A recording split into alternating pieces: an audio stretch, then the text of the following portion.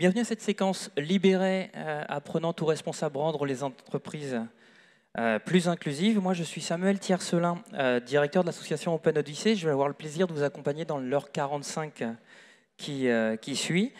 Pour info, avec ma structure, nous accompagnons la transformation des entreprises et des collectivités en proposant d'intégrer davantage dans les processus d'action et de décision la jeunesse. Et nous, on appelle ça à Nantes la transition positive avec une baseline qui est la jeunesse prend la main. Voilà pour votre info.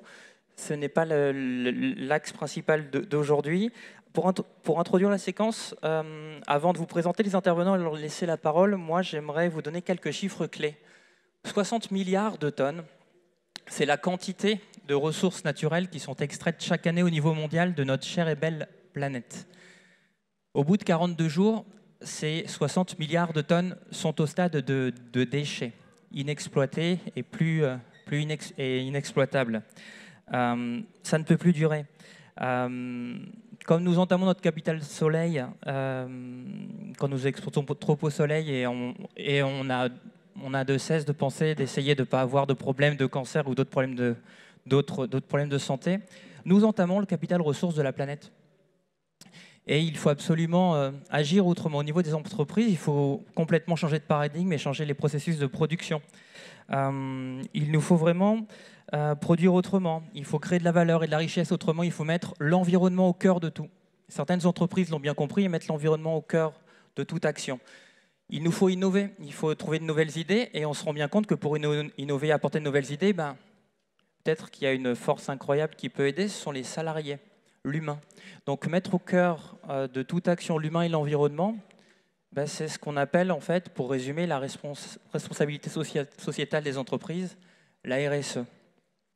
Elle s'exprime différemment. Certains, dans les entreprises, ont décidé de libérer l'entreprise, d'avoir un management plus transversal pour faire en sorte de s'appuyer sur ce qu'ont apporté les salariés pour justement trouver cette innovation, ces nouvelles idées.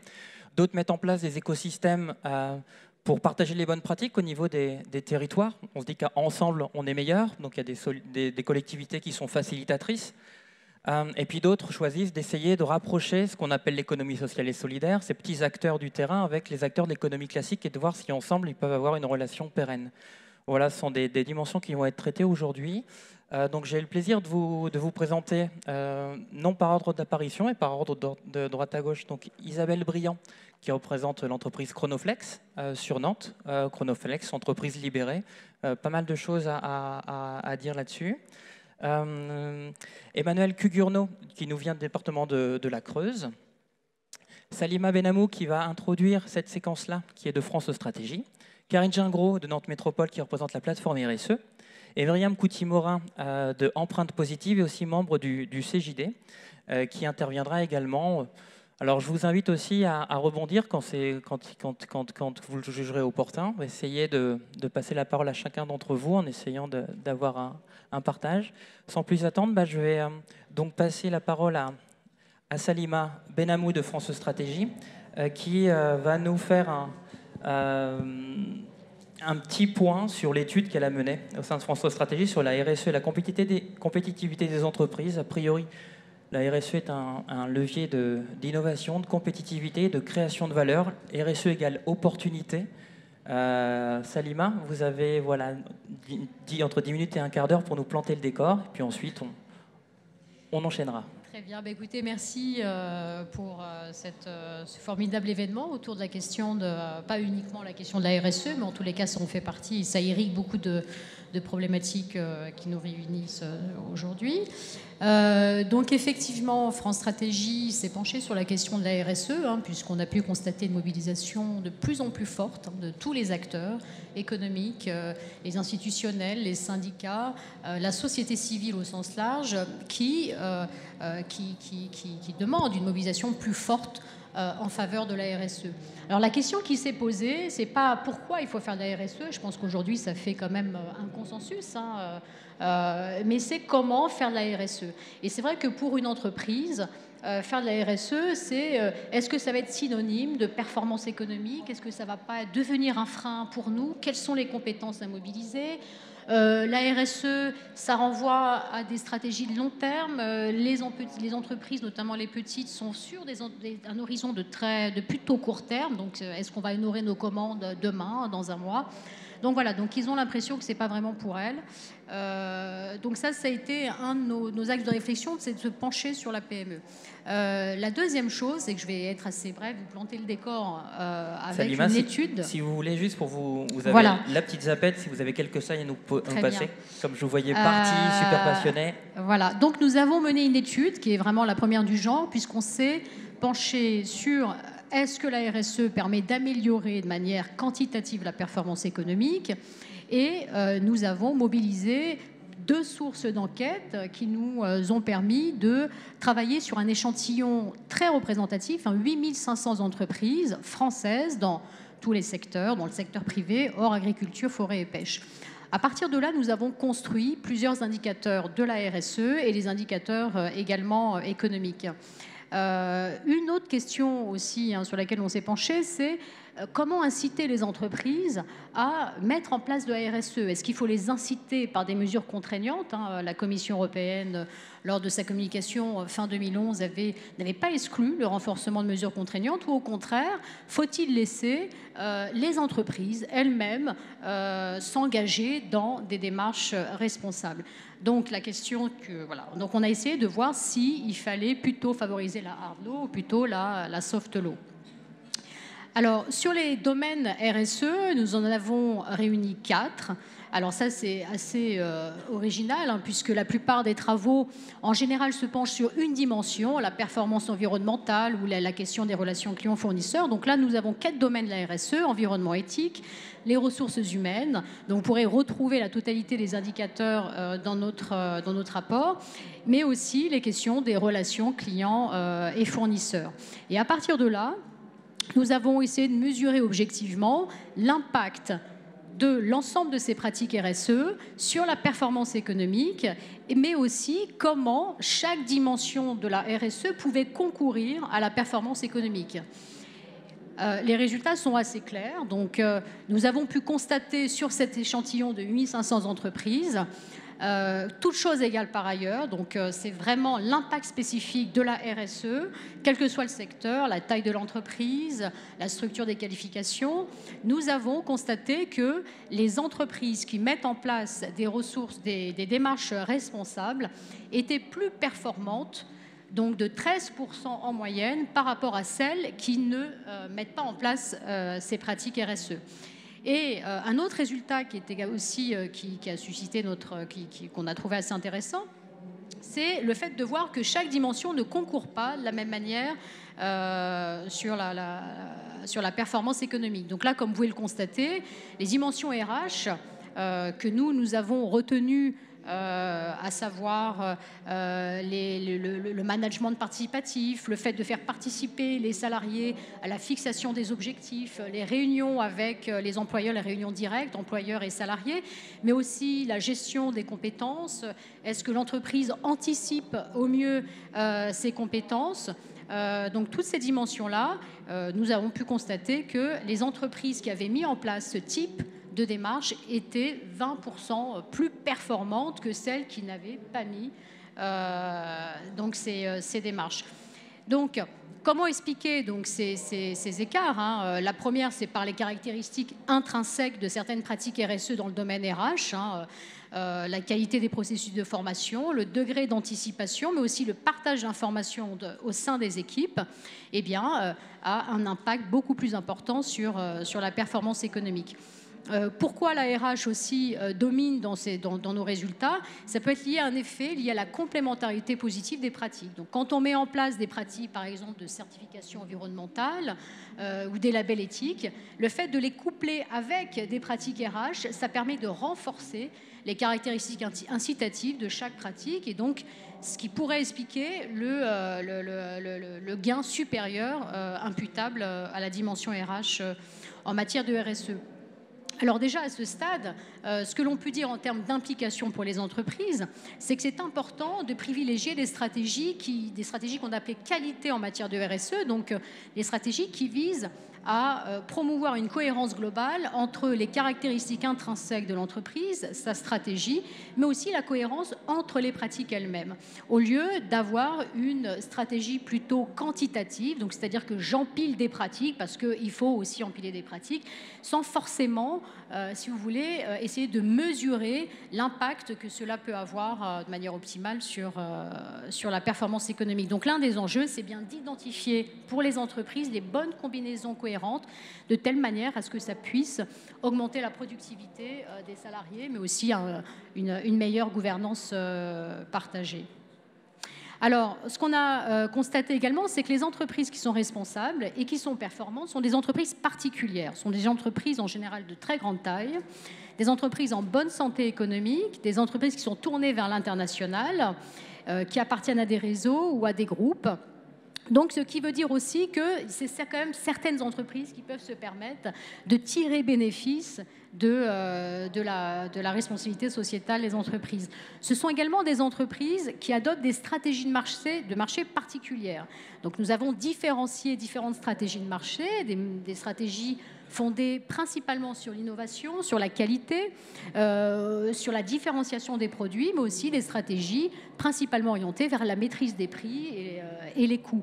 Et on a pu constater, alors je ne sais pas ce qui se passe avec ce slide, il y a un petit problème, mais nous avons pu constater que la RSE est fortement associée à des stratégies fondées sur l'innovation et la différenciation des produits. Donc, l'un des facteurs clés de l'adoption de la RSE, c'est bien la nature même de la stratégie de l'entreprise. Un autre résultat intéressant, c'est que les entreprises qui mettent en place des labels éthiques, voire de la certification environnementale, ne sont pas associées à des stratégies innovation et qualité, mais plutôt à des stratégies liées au lancement de nouveaux produits. Alors c'est un résultat qui est assez intéressant parce qu'on peut se demander, est-ce que la mise en place des labels éthiques, par exemple, traduise l'existence d'un effet plutôt de marketing social pour capter de nouveaux consommateurs sensibles à la dimension éthique ou environnementale dans leur décision d'achat. Donc je vais passer assez rapidement parce que je crois que j'ai pas beaucoup de temps, il faut laisser d'autres personnes. C'est ce que j'allais vous dire. Et puis c'est vrai que techniquement, voilà, le plus important c'est ce que vous dites. Désolé là pour la petite problématique technique parce qu'on l'a chargé au dernier moment. Ouais. Mais qu'est-ce qu'il y a à retenir? Quels sont pour vous les grands enjeux qui se dégagent vraiment de cette étude et puis quels chiffres clés sont-ils peut-être à retenir sur lesquels on pourra s'appuyer justement pour ensuite échanger avec les différents intervenants? L'un des enjeux, c'est la communauté d'intérêt. C'est comment fait-on pour favoriser, pour construire une communauté d'intérêt avec l'ensemble des parties prenantes et que cette communauté d'intérêt soit, je dirais, profitable à tous.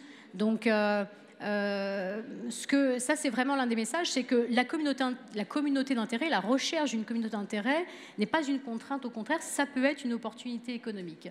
Donc, il y a des entreprises qui savent le faire, donc il y a des freins quand même, hein, c'est pas n'importe quelle entreprise qui peuvent effectivement mettre en place une gouvernance partagée. Je pense qu'on en viendra... on rentrera un peu plus dans le détail, dans des exemples plutôt concrets avec nos intervenants. Mais le message, c'est que la RSE, ça peut devenir une opportunité économique et non pas une contrainte. La deuxième chose, c'est ce chiffre de 13%, donc c'est une moyenne, mais ça montre de manière quand même tangible, hein, sur 8500 entreprises, que la RSE peut générer des gains de performance et être un élément de différenciation sur un marché par rapport à d'autres entreprises qui ne mettent pas des démarches responsables. Ensuite, un autre message très important, c'est qu'on a pu constater qu'il existait de très fortes disparités par taille, mais aussi par région, en termes, par exemple, de connaissance de la RSE. Il y a environ 60% des entreprises, par exemple, de 10 à 50 salariés qui ne connaissent pas encore la notion de RSE, alors que la France a quand même été pionnière en matière de RSE. Et donc, on pourrait se demander, voilà, il y a peut-être un effort à faire pour favoriser la RSE, encore plus en France, de cibler des actions en priorité en faveur des petites structures. Ensuite, un autre message que nous avons porté dans ce rapport, c'est l'axe territorial. Effectivement, on a eu en France une entrée plutôt grande taille, une entrée plutôt une sensibilisation plutôt qui venait du haut, au niveau national. Et c'est vrai que le fait d'accompagner les PME, les petites entreprises à niveau local, ça peut faciliter une gouvernance partagée, mais aussi une plus grande confiance, parce que parfois, sur un territoire, les acteurs se connaissent, sont amenés à se rencontrer peut-être souvent, et donc c'est pas facile pour une PME ou une TPE qu'on leur dise voilà, le modèle, le business model, c'est plutôt celui-là, et puis quand ça vient du haut, alors que quand c'est vraiment plutôt des acteurs de terrain à côté qui travaillent ensemble, ça peut permettre de favoriser encore plus la RSE dans les territoires. Donc nous avons fait une proposition qui est de créer des plateformes territoriales pour accompagner les entreprises et aller au-delà de la communication et de la sensibilisation, mais d'aller dans un accompagnement par l'expertise, par des échanges d'expériences, mais aussi pour favoriser un dialogue partie prenante qui est vraiment construit sur un consensus solide et qui est parfois beaucoup plus facile à obtenir au niveau local qu'au niveau national. Donc un fort enjeu de valorisation des bonnes pratiques et un fort enjeu justement de mettre en place un vrai écosystème entre les acteurs. On y reviendra tout à l'heure avec justement ce qui se passe à Nantes. Merci Salima pour cette introduction. Ce que je vous propose, c'est aussi avec moi tout au long des différentes interventions d'être libre aussi d'intervenir et de porter un regard. Ce que vous venez de dire, en fait, voilà, je pense, vont être illustrés par les différents discours.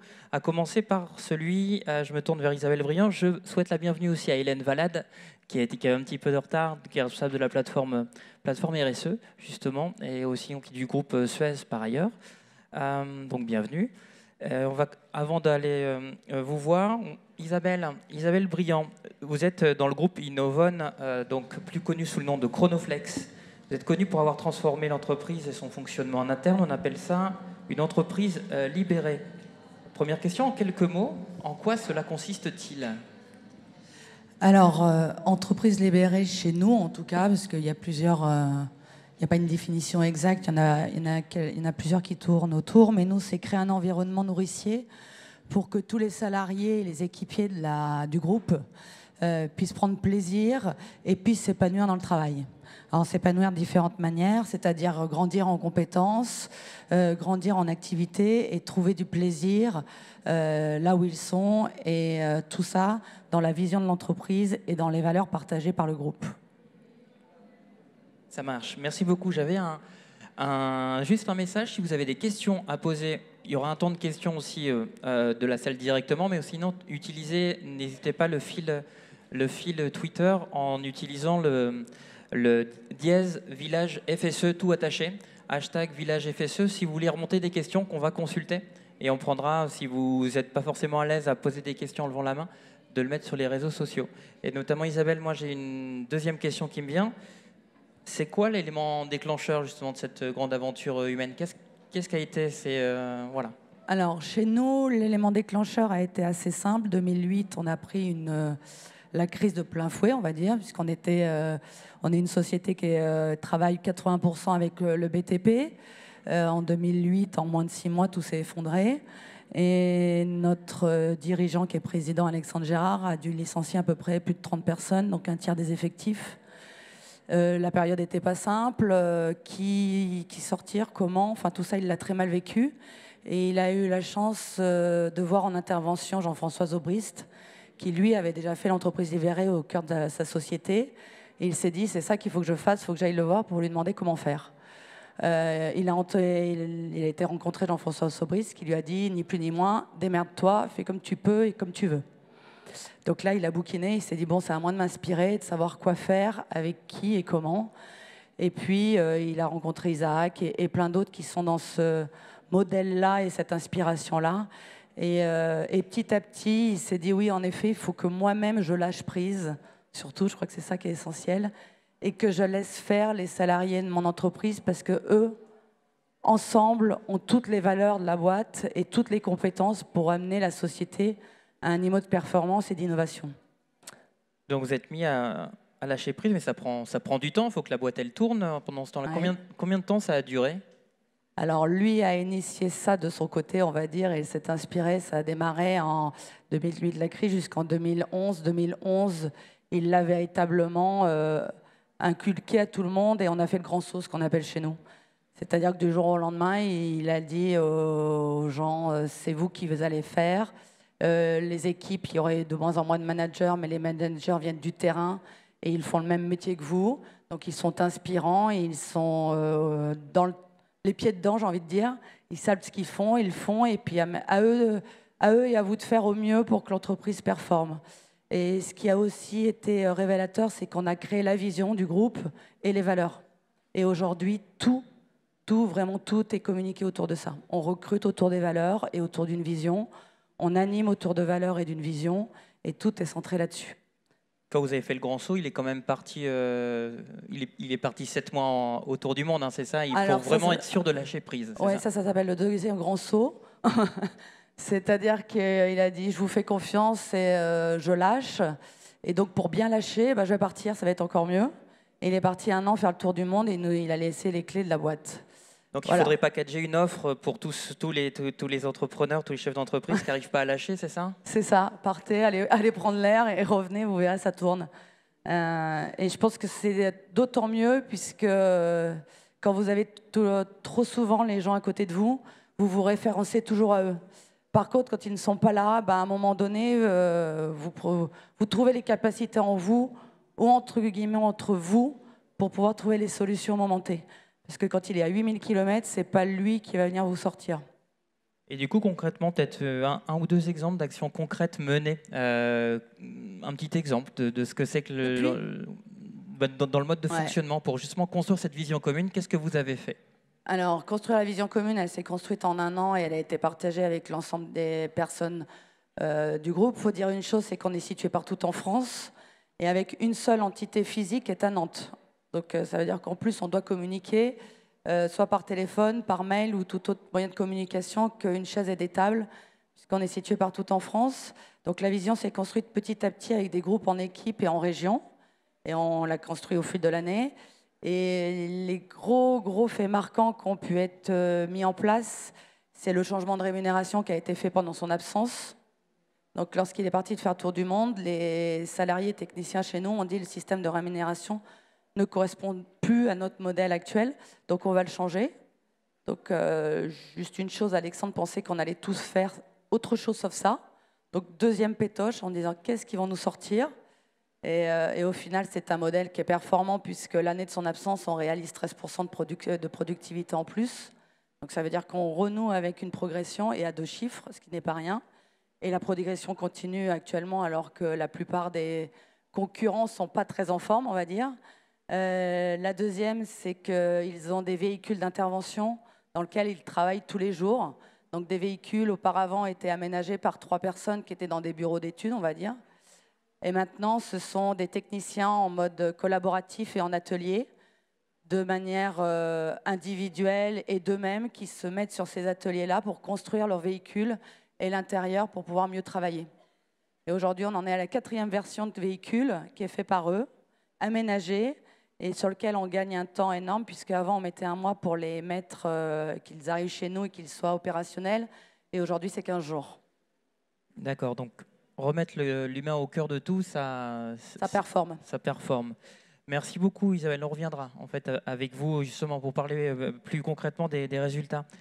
Hélène Valade, au-delà des entreprises libérées, il y a bien sûr d'autres démarches RSE qui existent. Quel est le spectre des actions possibles de RSE en entreprise en termes environnemental et social? Si vous pouvez nous donner peut-être un spectre, là on vient d'en voir un. Vous avez une vision transversale. Je vous laisse la parole. Merci beaucoup de me la donner. Bonjour à tous. Alors pour répondre à votre question, je vais faire une petite introduction sur ce qui a été dit tout à l'heure et au fond sur le fond de cette problématique RSE pour vous amener à vous poser une question qui, à mon avis, est absolument centrale dans la question de la RSE parce que je pense que le sujet n'est pas simplement est-ce qu'on répond à une réglementation ou pas, mais la vraie question qu'il y a derrière, c'est à quoi ça sert une entreprise? Au fond, c'est quoi la finalité d'une entreprise? Vous savez que très longtemps, on a considéré que l'unique finalité de l'entreprise, c'était de créer de la valeur économique et financière, faire du profit. Et puis, au fur et à mesure, il y a autre chose qui apparaît, et c'est plutôt là-dessus que moi j'ai envie de vous parler, parce que je pense que c'est ça qui est extrêmement intéressant. On se rend compte qu'une entreprise, au même moment qu'elle crée de la valeur économique et financière, elle peut créer aussi de la valeur environnementale, c'est-à-dire avoir un impact positif sur l'environnement, et elle peut créer aussi de la valeur sociale, c'est-à-dire contribuer à être plus inclusive.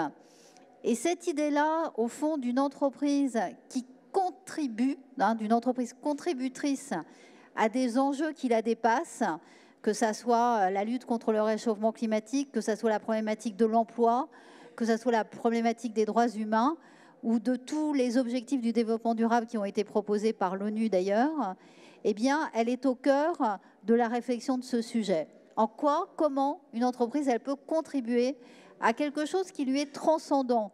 Et au sein de la plateforme RSE, on croit beaucoup à cette idée-là, c'est-à-dire d'un lien entre l'entreprise et des enjeux qui sont beaucoup plus généraux, beaucoup plus globaux. Et de manière très concrète, du coup, la RSE peut être utilisée comme un outil de transformation de l'entreprise. De transformation parce qu'il faut absolument, et on se rend compte tous que si on continue avec le même modèle, on va un peu droit dans le mur. Donc il faut passer d'un modèle économique qui a été, et on est encore tous un peu là-dedans, un modèle qui consiste à dire je produis quelque chose, je consomme et je jette, à un modèle un tout petit peu différent qui consiste à dire je fais attention à l'impact de mon activité, de ma consommation, de mon comportement sur l'environnement et sur le social, et je rectifie en fonction de cet impact. Bon. Alors après, il y a des modèles économiques qui sont en train de naître, qui sont soit l'économie circulaire, soit l'économie de la fonctionnalité, soit l'économie de l'usage, qui consiste à dire, eh bien, on peut davantage utiliser quelque chose qu'en être propriétaire. Ça a un impact positif sur l'environnement, par exemple. C'est tout ce mouvement-là qu'il s'agit d'accompagner en transformant l'entreprise. Alors, un exemple concret, puisque vous me le demandez, c'est la manière dont une entreprise, par exemple comme la mienne, moi je suis directrice du développement durable de Suez, a essayé, modestement, parce qu'on n'est pas au bout de nos peines, de contribuer à être dans une trajectoire 2 degrés. Cette perspective de limiter ces émissions de gaz à effet de serre, de faire éviter d'ailleurs aussi aux clients ces émissions de gaz à effet de serre, c'est un objectif qui est immense. Comment on peut faire pour arriver à cela? Bon.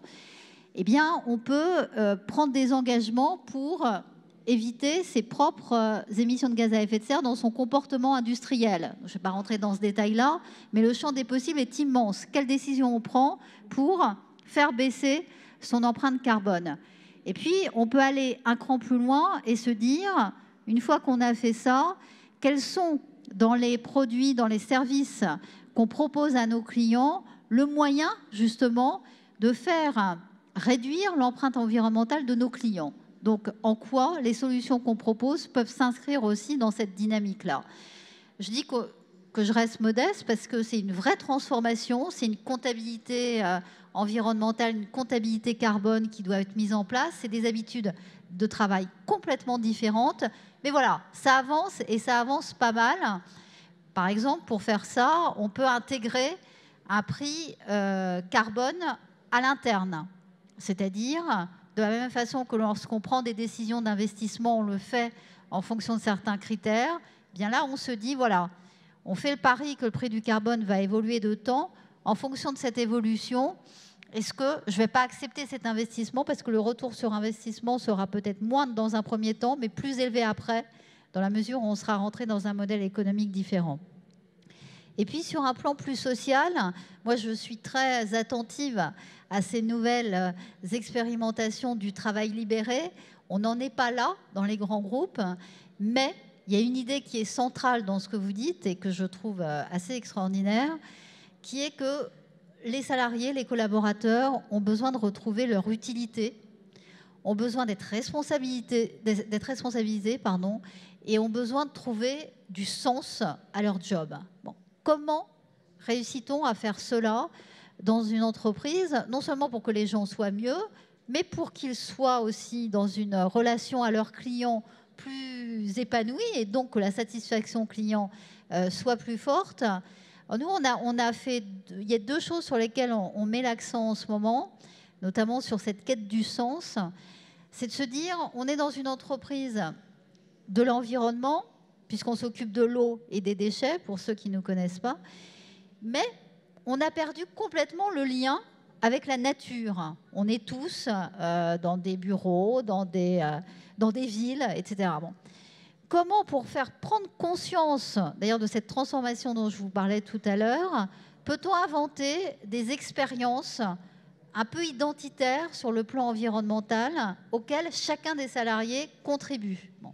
Et donc, on s'est lancé comme ça, soit dans des opérations de replantation d'arbres, où chacun fait ça.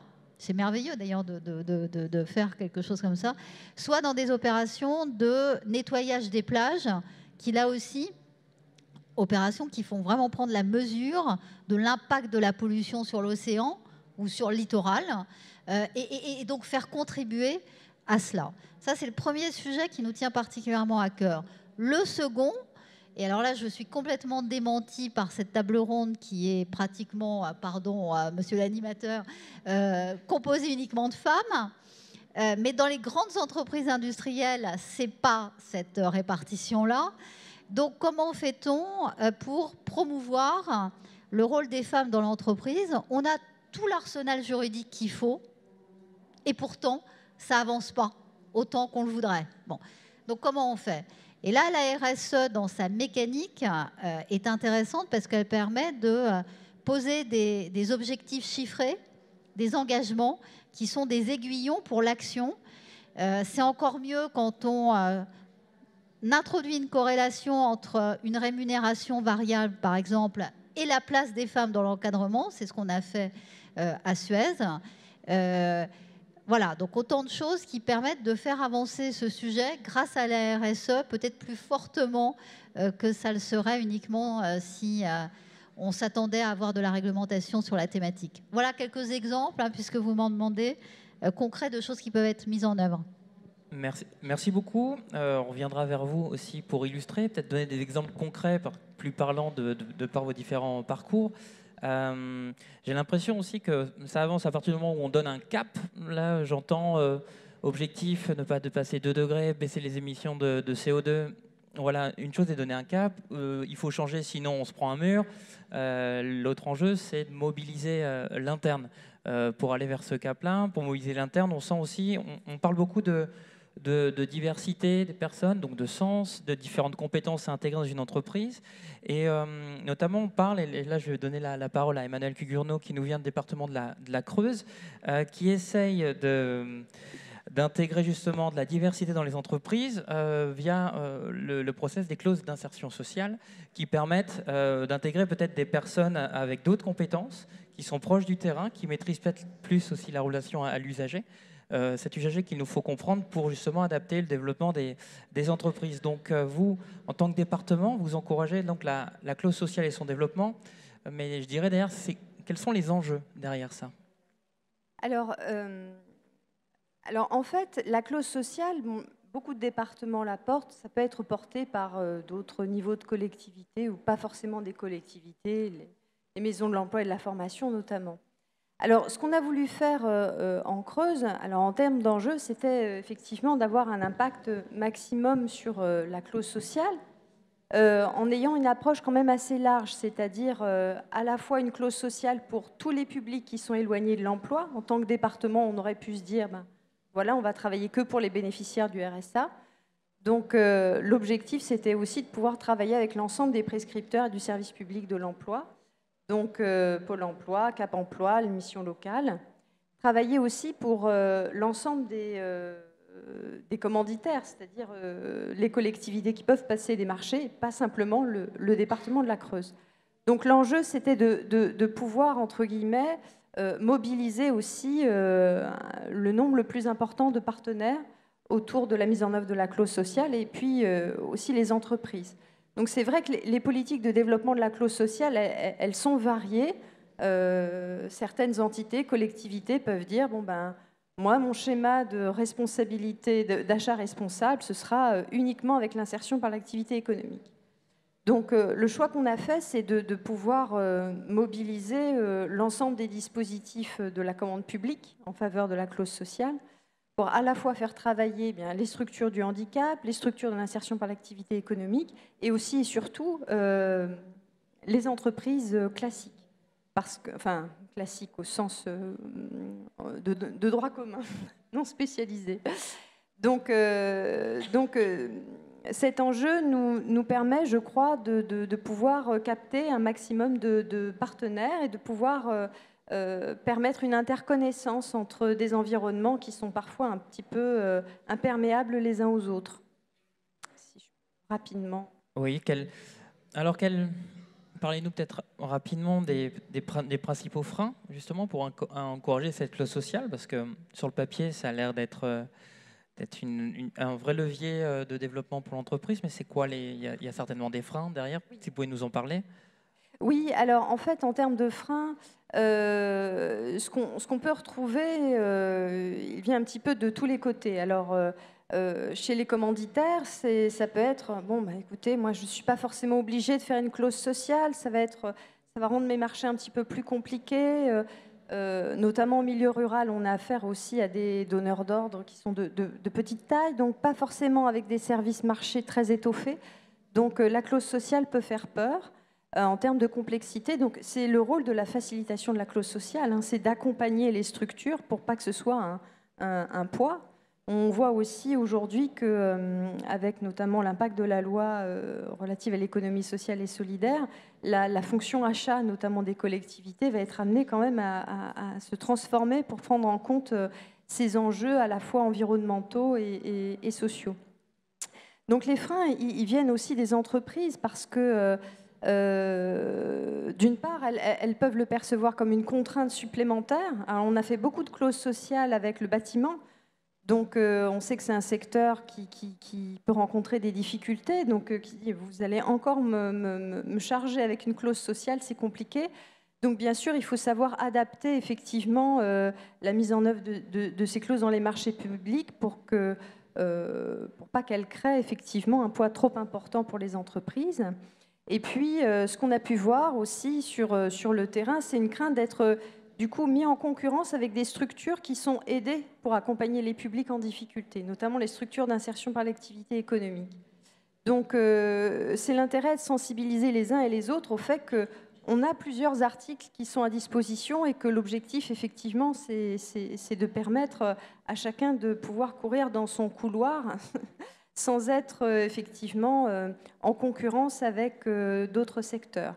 Au contraire, donc ce qu'on a essayé de faire et ce qu'on a pu faire, notamment avec un marché, je pense, c'était un marché public de nettoyage des locaux de l'État. Donc c'était à l'époque un article 14, donc une entreprise de nettoyage qui l'a remporté. Et donc on a souhaité mettre en place, encourager un partenariat avec une structure d'insertion par l'activité économique qui était aussi sur ce secteur. Donc en fait, ce qui a permis effectivement à l'entreprise de pouvoir recruter de manière privilégiée des salariés qui sortaient effectivement de ce chantier, donc en ayant l'assurance d'avoir été suffisamment bien formés, d'être opérationnels, ce qui permet aussi au chantier d'insertion d'avoir un taux de sortie positive qui conditionne aussi quand même une partie de ses financements plus important. Donc c'est une coopération fructueuse qu'on a pu renouveler à d'autres occasions, notamment en ce qui concerne des marchés de bâtiments, où une entreprise d'insertion, un chantier d'insertion, a pu aussi nettoyer le chantier avant livraison. Et donc là aussi, on nous a dit, mais c'est très bien, on recommencera l'opération. En Creuse, de par le caractère plutôt rural de votre département, il y a quelques spécificités, parce qu'ailleurs, il y a peut-être des organismes spécialisés dans l'insertion et qui en font un vrai développement d'activité. Vous jouez peut-être un rôle un peu plus important de facilitateur, si j'ai bien compris. Oui, alors effectivement, en milieu très rural, hein, comme la Creuse, qui est rural hein, partout un petit peu, si je puis dire, on n'a pas de grandes structures de type entreprise de travail temporaire d'insertion, notamment. Le choix a été de s'appuyer sur les acteurs du territoire, les acteurs existants du territoire, pour faciliter à la fois l'autonomie des publics qu'on cherche à rapprocher de l'emploi, mais aussi pour avoir un rapport gagnant-gagnant avec l'ensemble des partenaires. Parce que bon, la Creuse est un territoire assez pauvre, on est à 19,4% de taux de pauvreté, avec une économie qui n'est pas très florissante. On n'a pas très peu d'entreprises qui ont une structure suffisamment importante pour vraiment se lancer de plein pied dans la RSE. Donc on a d'autres types de collaborations plus modestes à mettre en place, mais qui permettent de créer un réseau de partenaires locaux qui fonctionne plutôt bien autant que faire se peut. Donc pour la clause sociale, par exemple, on s'appuie sur les entreprises de travail temporaire du territoire. On a une charte avec elles, et donc chacun joue le jeu. Et donc ça permet aussi au public en insertion de mieux se faire connaître auprès de ces entreprises qui sont un tremplin irremplaçable pour l'accès à l'emploi. Et donc vous observez, j'imagine, des nouveaux modes de fonctionnement interne en entreprise. Enfin, vous voyez clairement une évolution maintenant du côté des entreprises de par ce petit travail de fourmi, de facilitateur. Est-ce que il vous semble que c'est pérenne ou est-ce que c'est encore très, très ponctuel parce qu'il faut qu'on réponde à un marché public, il faut qu'on intègre et qu'on fasse de l'insertion sociale? Est-ce que vous voyez que ça devient pérenne? Alors, en fait, on en reparlera peut-être un petit peu plus précisément par la suite sur le dispositif qu'on appelle passerelle, mais on voit que l'interconnaissance, une fois que les liens sont créés et que les acteurs restent un petit peu en place sur le territoire, on voit que les choses s'installent et fonctionnent. Maintenant, ça reste encore assez fragile et ça repose aussi beaucoup sur des rapports interpersonnels qui ont été fructueux à un moment donné. D'accord. Hélène, Isabelle et Emmanuel, peut-être pour conclure cette première partie, peut-être partager avec nous, pour vous, quels sont les principaux impacts de ces démarches RSE, peut-être parler de résultats concrets au niveau que ce soit social, économique, environnemental. Est-ce que vous pouvez nous partager justement ce que vous voyez concrètement au quotidien? Est-ce que vous voyez que ça commence à avancer? Quels impacts? Quels exemples concrets? Alors moi, je pense que les choses bougent vraiment, effectivement, qu'il y a probablement d'ailleurs à la faveur de ce qui s'est passé l'année dernière au moment de la COP21, une mise en mouvement des acteurs entreprises et des acteurs du monde de la finance d'ailleurs. La concomitance entre les deux mouvements est extrêmement intéressante. Mais à votre question, j'ai envie de répondre en disant le principal résultat pour moi aujourd'hui, là, c'est de voir à quel point l'entreprise est en train de s'ouvrir. On disait souvent que l'entreprise, c'était un peu une citadelle fermée, souvent arrogante d'ailleurs sur son savoir-faire, et en tout cas qui hésitait à discuter et à être dans le dialogue sur un certain nombre de sujets, notamment sur des sujets stratégiques. Là, il me semble qu'on a passé le pas, là. On a vraiment passé une phase assez nouvelle où l'entreprise s'ouvre. Et qu'est-ce que ça veut dire, l'entreprise s'ouvre? Ça veut dire qu'elle dialogue avec d'autres partenaires, comme vous venez de le dire, avec les entrepreneurs sociaux, par exemple, mais aussi avec des acteurs un peu de tous les univers. Et ça se ressent sur deux sujets, à mon sens. Ça se ressent en matière d'innovation, où une entreprise, aujourd'hui, n'innove pas toute seule dans son coin, mais le fait en collaboration avec des acteurs publics, donc des acteurs de la recherche, par exemple, ou le fait aussi avec des startups et de plus en plus. Ce qu'on appelle l'open innovation. Et là, je trouve qu'il y a en construction un modèle de collaboration et de co-construction qui est extrêmement intéressant pour l'avenir. Le second exemple, vous en avez parlé aussi, c'est ce qui se passe dans les achats. toutes les politiques achats, sous-traitants, fournisseurs, lorsqu'elles sont bien conduites, amènent à faire des vraies coopérations avec les sous-traitants et les fournisseurs, et donc d'amener dans une voie de progrès ce sujet-là. Moi, j'ai un exemple magnifique de cela où, dans le détail très concret de nos métiers, on a besoin d'un certain nombre d'intrants pour la production d'eau potable, par exemple. En calculant le bilan carbone d'un certain nombre de réactifs, avec nos sous-traitants, on a réussi à substituer un réactif par un autre qui avait exactement le même effet technique, mais dont l'empreinte carbone était moindre. Si on n'avait pas discuté ensemble, on n'aurait jamais fait ça. Bon, c'est concret, mais voilà. Donc, je crois que tout cela a des impacts qui sont, eux, très mesurables, puisque c'est votre question, sur la réputation de l'entreprise, sur son attractivité qui se mesure au nombre de personnes de la jeune génération qui ont envie de venir travailler chez nous. Et Dieu sait si ces personnes de la jeune génération ont des valeurs par rapport au travail qui sont extrêmement différentes des générations précédentes.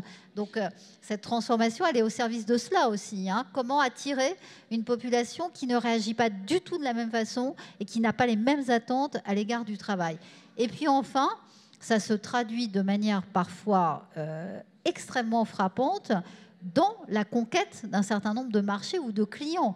On réussit à gagner des appels d'offres grâce à cette performance environnementale, sociale et sociétale. Ce n'est pas encore massif, malheureusement, parce que très souvent encore, c'est ce qu'on appelle le mieux-disant en termes de prix qui remporte l'affaire. Mais petit à petit, on voit des collectivités locales, des clients industriels qui font le pari qu'une offre qui est mieux-disante sur un plan environnemental et social, même si elle est encore un peu plus chère, c'est celle-là quand même qu'on a envie de choisir. Moi, depuis 10 ans que je travaille sur ces sujets, là, je sens qu'il y a une vraie évolution et de plus en plus d'acteurs qui font ce pari-là. Isabelle, est-ce que vous partagez cette évolution? Voilà, de votre côté, quels impacts principaux vous voyez et quels résultats concrets? Alors, nous, c'est bien d'en parler parce qu'en fait, quand on le vit au quotidien, on ne s'en rend plus compte. Mais surtout, c'est quand on en parle aux gens de l'externe qu'on se rend compte de l'avancée qu'on a fait en termes humains, énormément, puisqu'aujourd'hui, un fait marquant, c'est que le turnover des techniciens était divisé par 2. On était à 30%, on est passé à 15% en 3 ans, donc ce qui n'est pas rien. Ça amène aussi à tout le monde chez nous, et on le pousse vraiment beaucoup à ne pas prendre des gens pour remplir des camions, mais pour vraiment accompagner les salariés à un parcours de vie. C'est-à-dire ils intègrent chez nous, bien entendu pour un poste et pour certaines compétences, mais aussi beaucoup pour les valeurs. Et à l'intérieur de la boîte, ensuite, ils vont pouvoir évoluer vers différentes choses, alors soit par innovation, mais aussi soit par volonté de s'ouvrir à d'autres choses. On a, pour exemple, certaines personnes qui sont en train de se former à la sophrologie, qui n'ont absolument rien à voir avec leur métier puisqu'elles sont acheteuses. Mais aujourd'hui, il y a un lien avec la société de donner du bien-être et du plaisir à la boîte. Donc tout ça est tourné vraiment différemment. Et je pense que quand on donne confiance aux gens, les gens s'épanouissent, les gens cherchent à apprendre. Et surtout, les gens, quand ils apprennent, ils innovent. Et ensemble, ils peuvent sourire sur l'extérieur. Et puis, rien de mieux que quand quelqu'un s'éclate dans une boîte, il en parle beaucoup mieux et il vend beaucoup mieux autour de lui aussi. Et c'est d'ailleurs pour ça qu'on performe, à mon avis, économiquement aussi. Parce que les gens sont bien et parce qu'il y a aussi un bon partage entre vie privée et vie professionnelle. Merci Isabelle. Emmanuel, peut-être pour compléter? Oui, alors j'ai moins de visibilité sur l'impact direct au sein de l'entreprise. C'est vrai que effectivement, on voit que ça participe à un mouvement d'ensemble qui tend à favoriser la capacité de chacun à pouvoir agir, être conscient de ses possibilités d'agir, quelle que soit la place ou le niveau auquel on se trouve d'ailleurs. C'est vrai qu'on fait face parfois, ça peut susciter une certaine crainte de part et d'autre, parce que voilà, on change complètement de modèle. Mais je pense qu'une fois qu'il y a un taquet qui est dépassé, je pense qu'on rentre vraiment dans une mécanique qui est vertueuse parce que elle a vocation à entraîner les autres et elle crée effectivement un climat de confiance qui est tout à fait productif et constructif dans tous les sens du terme. Merci beaucoup. Salima, peut-être un éclairage complémentaire sur les impacts que vous observez. Je partage vraiment ce qui a été dit sur l'importance de faire participer l'ensemble des parties prenantes, que ça génère de la performance. Bon, on l'a montré, beaucoup d'études aussi l'ont montré sur d'autres données françaises. La RSE, c'est pas un sujet, on en parle beaucoup, c'est un sujet qui est quand même assez ancien, hein, la gouvernance partagée. Moi, ce que je suis assez perplexe, en même temps j'ai envie d'être optimiste, hein, puisque voilà, c'est aussi la RSE un moyen de repenser un modèle de croissance plus inclusif qui profite à tous et surtout qui répond à de réelles attentes.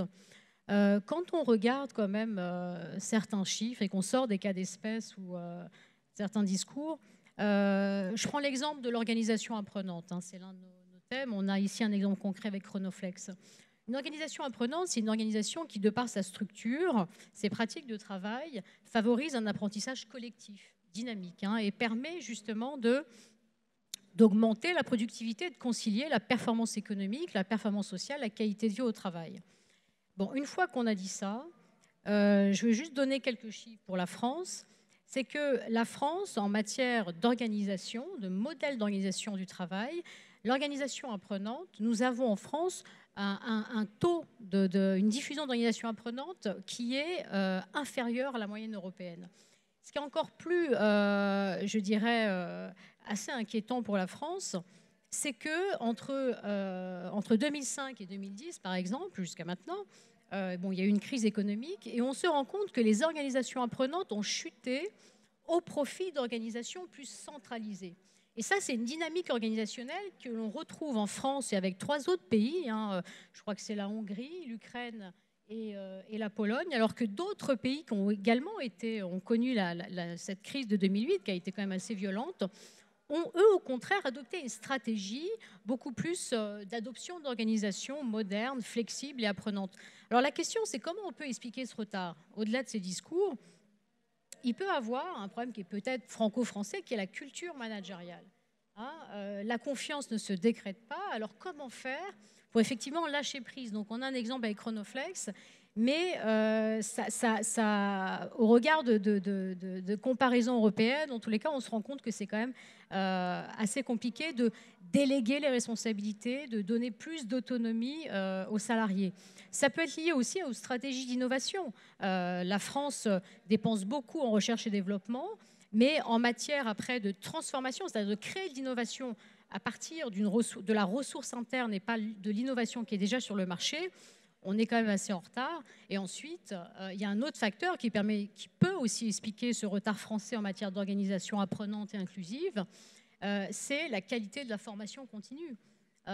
C'est qu'on est sur une fourchette assez haute, hein, même, qui est assez proche en termes de dépenses en formation continue que les pays scandinaves, mais en matière de qualité, de la diversité des actions, c'est-à-dire le fait, par exemple, de ne pas proposer aux salariés des formations ou des actions de formation en dehors du lieu de travail, hein, donc à savoir plutôt cours et stages, mais plutôt de proposer des actions de formation au sein de l'entreprise, qu'on appelle des actions de formation en situation de travail.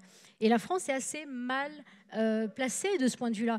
Donc les ressorts qui permettent de favoriser, de faire émerger des organisations apprenantes sont multiples, sont extrêmement complexes, et peut-être aussi, juste pour terminer, que la manière dont les dirigeants français réagissent à la complexité de l'environnement, peut-être qu'ils réagissent de manière plutôt de court-termiste en faisant des choix de court terme et non pas de choix de long terme. Et c'est peut-être c'est peut-être la complexité aussi qui a du mal à être traduit en action managériale et donc qui soit favorable à l'émergence d'organisations de type apprenante.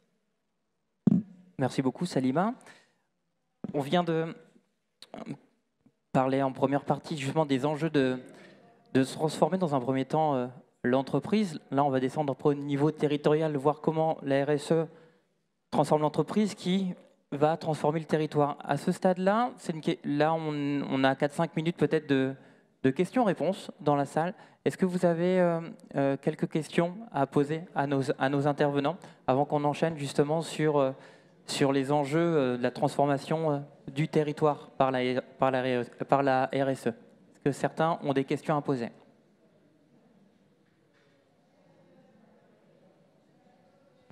Oui, peut-être. Hop, Séverine, je te...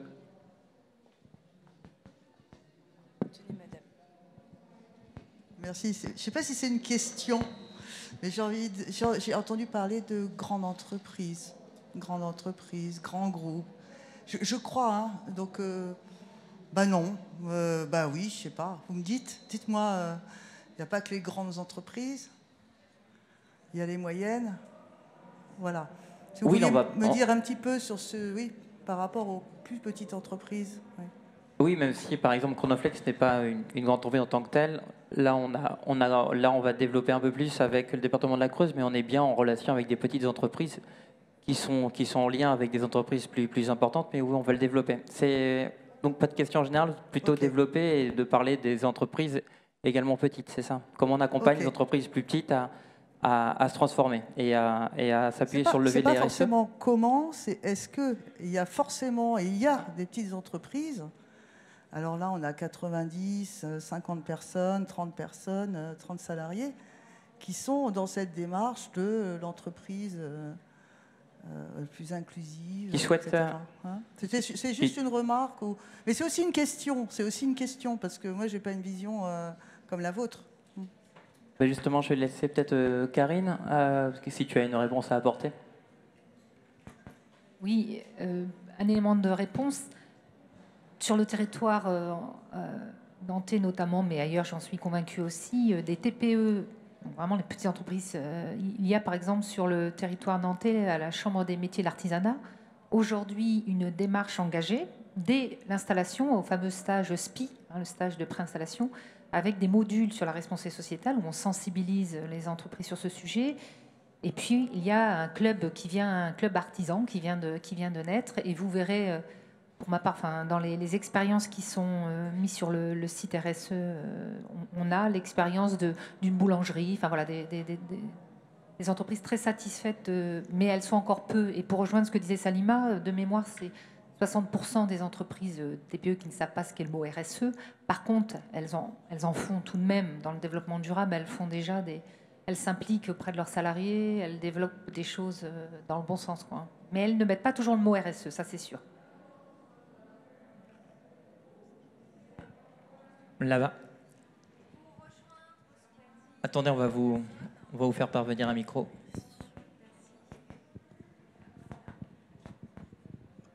Bonjour. Pour rejoindre ce qu'a dit cette personne, je me pose la question aussi si les syndicats professionnels ne constituent pas, pour justement les TPE et les PME, une porte d'entrée performante pour les sensibiliser à la RSE, en lien avec les chambres, comme vous disiez, artisanat, et aussi les CCI. Voilà.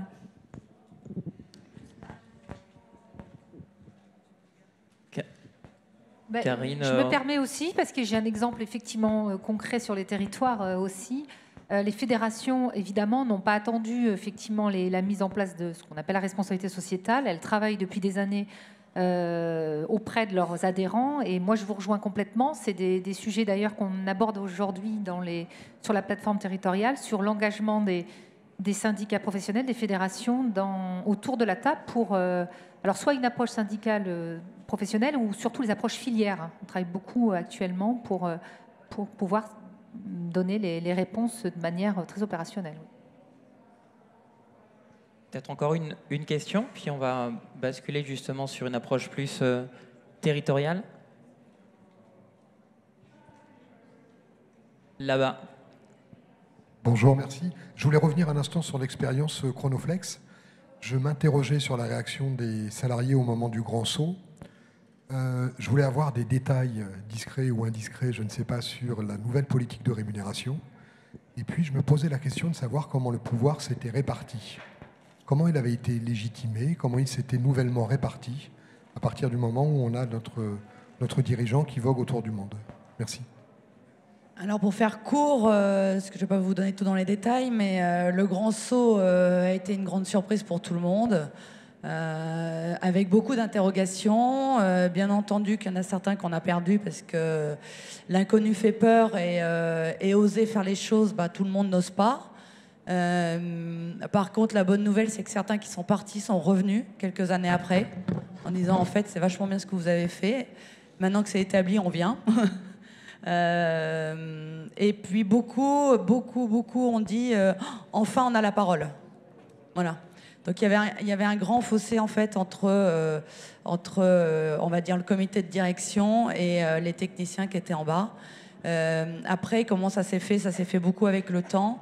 Ce qui est normal, c'est que quand vous initiez des nouveautés, il y en a certaines qui périclitent, mais c'est normal. Il faut aussi l'avoir en tête. Et il faut aussi se dire que tout ce qu'on commence ne va pas forcément aboutir, mais il faut oser. Alors, après, la rémunération, comment ça se passe? La rémunération sur le terrain a été faite de manière équitable et beaucoup avec de communication très ouverte sur tous les chiffres. Et c'est ça aussi qui a révolutionné beaucoup dans l'entreprise libérée, enfin en tout cas chez nous. C'est qu'aujourd'hui, tout est donné, aussi bien des comptes de résultats, les chiffres, les charges, tout ce que tout coûte. Et aujourd'hui, tous les techniciens ont un seuil de rentabilité individuel. Donc, ce qui leur permet de savoir ce qu'ils ont à faire et pourquoi ils le font surtout, et ça donne le sens à chacun. Je crois que donner du sens aujourd'hui, il y en a beaucoup qui l'ont perdu, et entre autres, ça en fait partie, de redonner du sens et pourquoi les gens le font, et quand ils veulent de l'information, ils l'ont tout de suite. Ça répond? Ok.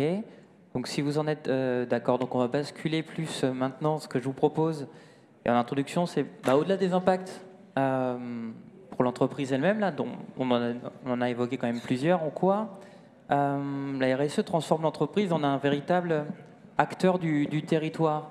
Et donc pour introduire ces deux questions, pareil, je vais me tourner vers Hélène et Isabelle en complément, et puis basculer et aller vers Karine et Myriam qui vont petit à petit venir illustrer, redescendre sur le terrain et j'espère témoigner et vous montrer que derrière tout ça, il y a aussi des petits acteurs qu'il faut mobiliser et qui ont tout leur rôle dans ce grand saut, dans ce grand basculement vers la RSE. Hélène, peut-être, en quoi la RSE transforme l'entreprise, je dirais plus largement, d'un véritable acteur du territoire?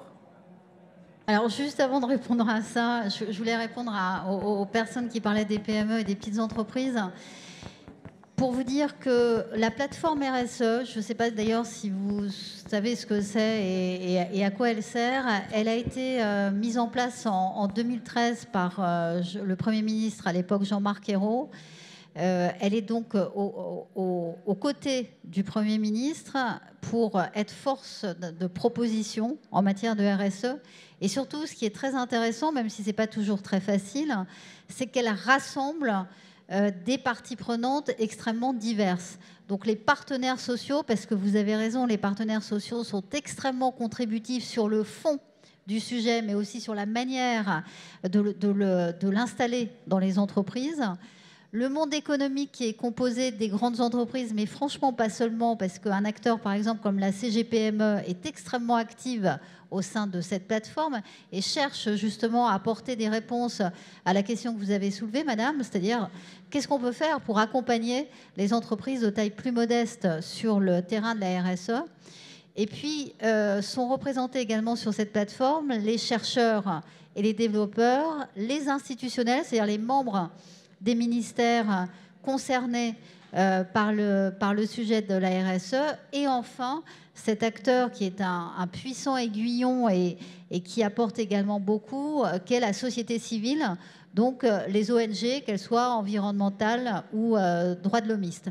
Et tout ce monde-là qui n'a pas une vision toujours très homogène du sujet de la RSE, eh bien tout de même dépasse les clivages et fait de l'intelligence collective pour être apporteur de solutions. Et c'est très important dans ce sujet justement de l'entreprise qui devient davantage actrice d'un territoire que de bien avoir ça en tête. Parce que ça veut dire quoi, être acteur d'un territoire? Ça veut dire tout simplement être dans un écosystème sur un territoire qui permet de rassembler des acteurs de nature différente, des acteurs qui sont des petites entreprises, qui sont des collectivités locales, qui sont des ONG, et de les embarquer dans un projet commun. Et pourquoi c'est en train de prendre? Parce qu'au fond, ça rencontre cette nécessité dont je parlais rapidement tout à l'heure, de mettre en place des modèles économiques différents. Par exemple, l'économie circulaire. Qu'est-ce que c'est que l'économie circulaire? C'est de considérer que les déchets des uns vont possiblement devenir les ressources des autres. Soit parce qu'on arrive à valoriser les déchets, soit parce qu'on arrive à pousser des modèles de réutilisation, de réemploi, de réparation. On sent bien intuitivement qu'un modèle économique comme celui-ci est un modèle qui normalement doit avoir un impact favorable sur l'environnement, puisque toutes les étapes de production sont divisées par 2, 3, ça dépend des territoires. Bon. Mais au-delà de ça, ce qui est très important d'avoir en tête, c'est que ces modèles économiques-là ne sont plus des modèles économiques qui mettent en scène deux acteurs, l'entreprise et son client. Non, c'est tous les acteurs d'une même chaîne de valeur qui se retrouvent ensemble pour produire quelque chose. Je vous donne un exemple concret de ça que je connais puisqu'il est chez moi. Comment fait-on, par exemple, pour réutiliser des eaux usées qui ont été traitées? Vous savez que ces eaux usées traitées, généralement, on les renvoie dans la nature, point.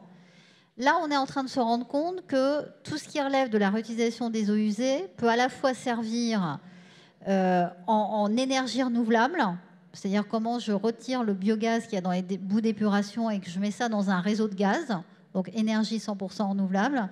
Comment je réutilise les eaux usées traitées pour aller arroser, par exemple, des espaces verts, des golfs, etc. Faisant cela, qui est un modèle d'économie circulaire, j'ai dans mon écosystème les collectivités locales qui vont être intéressées, les agriculteurs éventuellement, évidemment le consommateur final qui va consommer autre chose que du gaz à un prix donné. Bon. Et tout cela crée des écosystèmes différents. Et c'est cela, et c'est pour cela qu'on dit que l'entreprise devient actrice d'un territoire, parce que c'est créer au fond des boucles économiques qui demeurent locales. Là aussi, c'est une transformation immense, parce que ce n'est pas du tout comme ça, notamment en France, qu'on a l'habitude de travailler. On était plutôt dans des systèmes très centralisés. Je prends le modèle des monopoles en énergie, par exemple, enfin, en tout cas des structures très centralisées en énergie. Et là, voilà, on assiste à une délocalisation des modes de production eux-mêmes, et ça va très loin puisque le consommateur, l'habitant, devient lui-même possiblement producteur de quelque chose. Donc comment voilà, l'entreprise réinvente un système de relations à la fois de production et un modèle d'affaires qui permet de mettre dans la même boucle tous ces acteurs du territoire. C'est passionnant et en même temps c'est très compliqué. Oui, ces boucles, en fait, effectivement, ça rejoint exactement l'étude de France Stratégie qui préconise une grande piste, c'est créer ces boucles dynamiques au niveau local, ces plateformes de mise en relation, de partage de bonnes pratiques. En tout cas, c'est la préconisation, donc c'est vraiment hyper important. On parle de décentralisation, de recréer ces boucles locales, c'est de s'aider les petits avec les plus grands groupes. La collectivité garante un peu que ça se fasse en regard des politiques publiques et de la stratégie territoriale. Bien sûr, les syndicats représentés, parce que derrière, il y a une évolution du travail qu'il faut qu'on ne peut pas non plus développer et changer comme ça n'importe comment, juste parce qu'il faut créer une nouvelle économie. Donc, il y a une sorte de niveau territorial qui apparaît. Et peut-être là... tout en rebondissant, Isabelle, là je pense que ce qui est intéressant, c'est aussi de te donner la parole, Karine. Justement, plateforme RSE à Nantes, en regard Et en écho à ce que vous venez d'entendre, Oui. je vous donne la parole, justement, l'importance, les enjeux de créer une boucle au niveau local. Je rejoins complètement tout ce qui a été dit, évidemment, depuis le début. En 2 mots, l'historique de la plateforme de la métropole nantaise, c'est un besoin des acteurs du territoire, et notamment les TPE, PME, mais encouragés par les grandes aussi, essayer de comprendre ce que c'était le mot RSE, parce qu'on en parlait beaucoup, il y avait un foisonnement d'initiatives sur le territoire. Je vais dire souvent nantais, mais on n'est pas chauvin, il y a de belles expériences ailleurs, hein, je le précise tout de suite, mais voilà, c'est une approche territoriale que je vous apporte.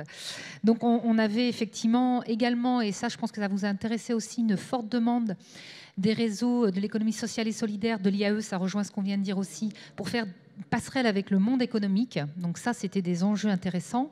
Et puis, en parallèle, la collectivité, donc impulsée à cette époque, au-delà des clauses d'insertion, ce que nous, on appelait aujourd'hui des clauses RSE.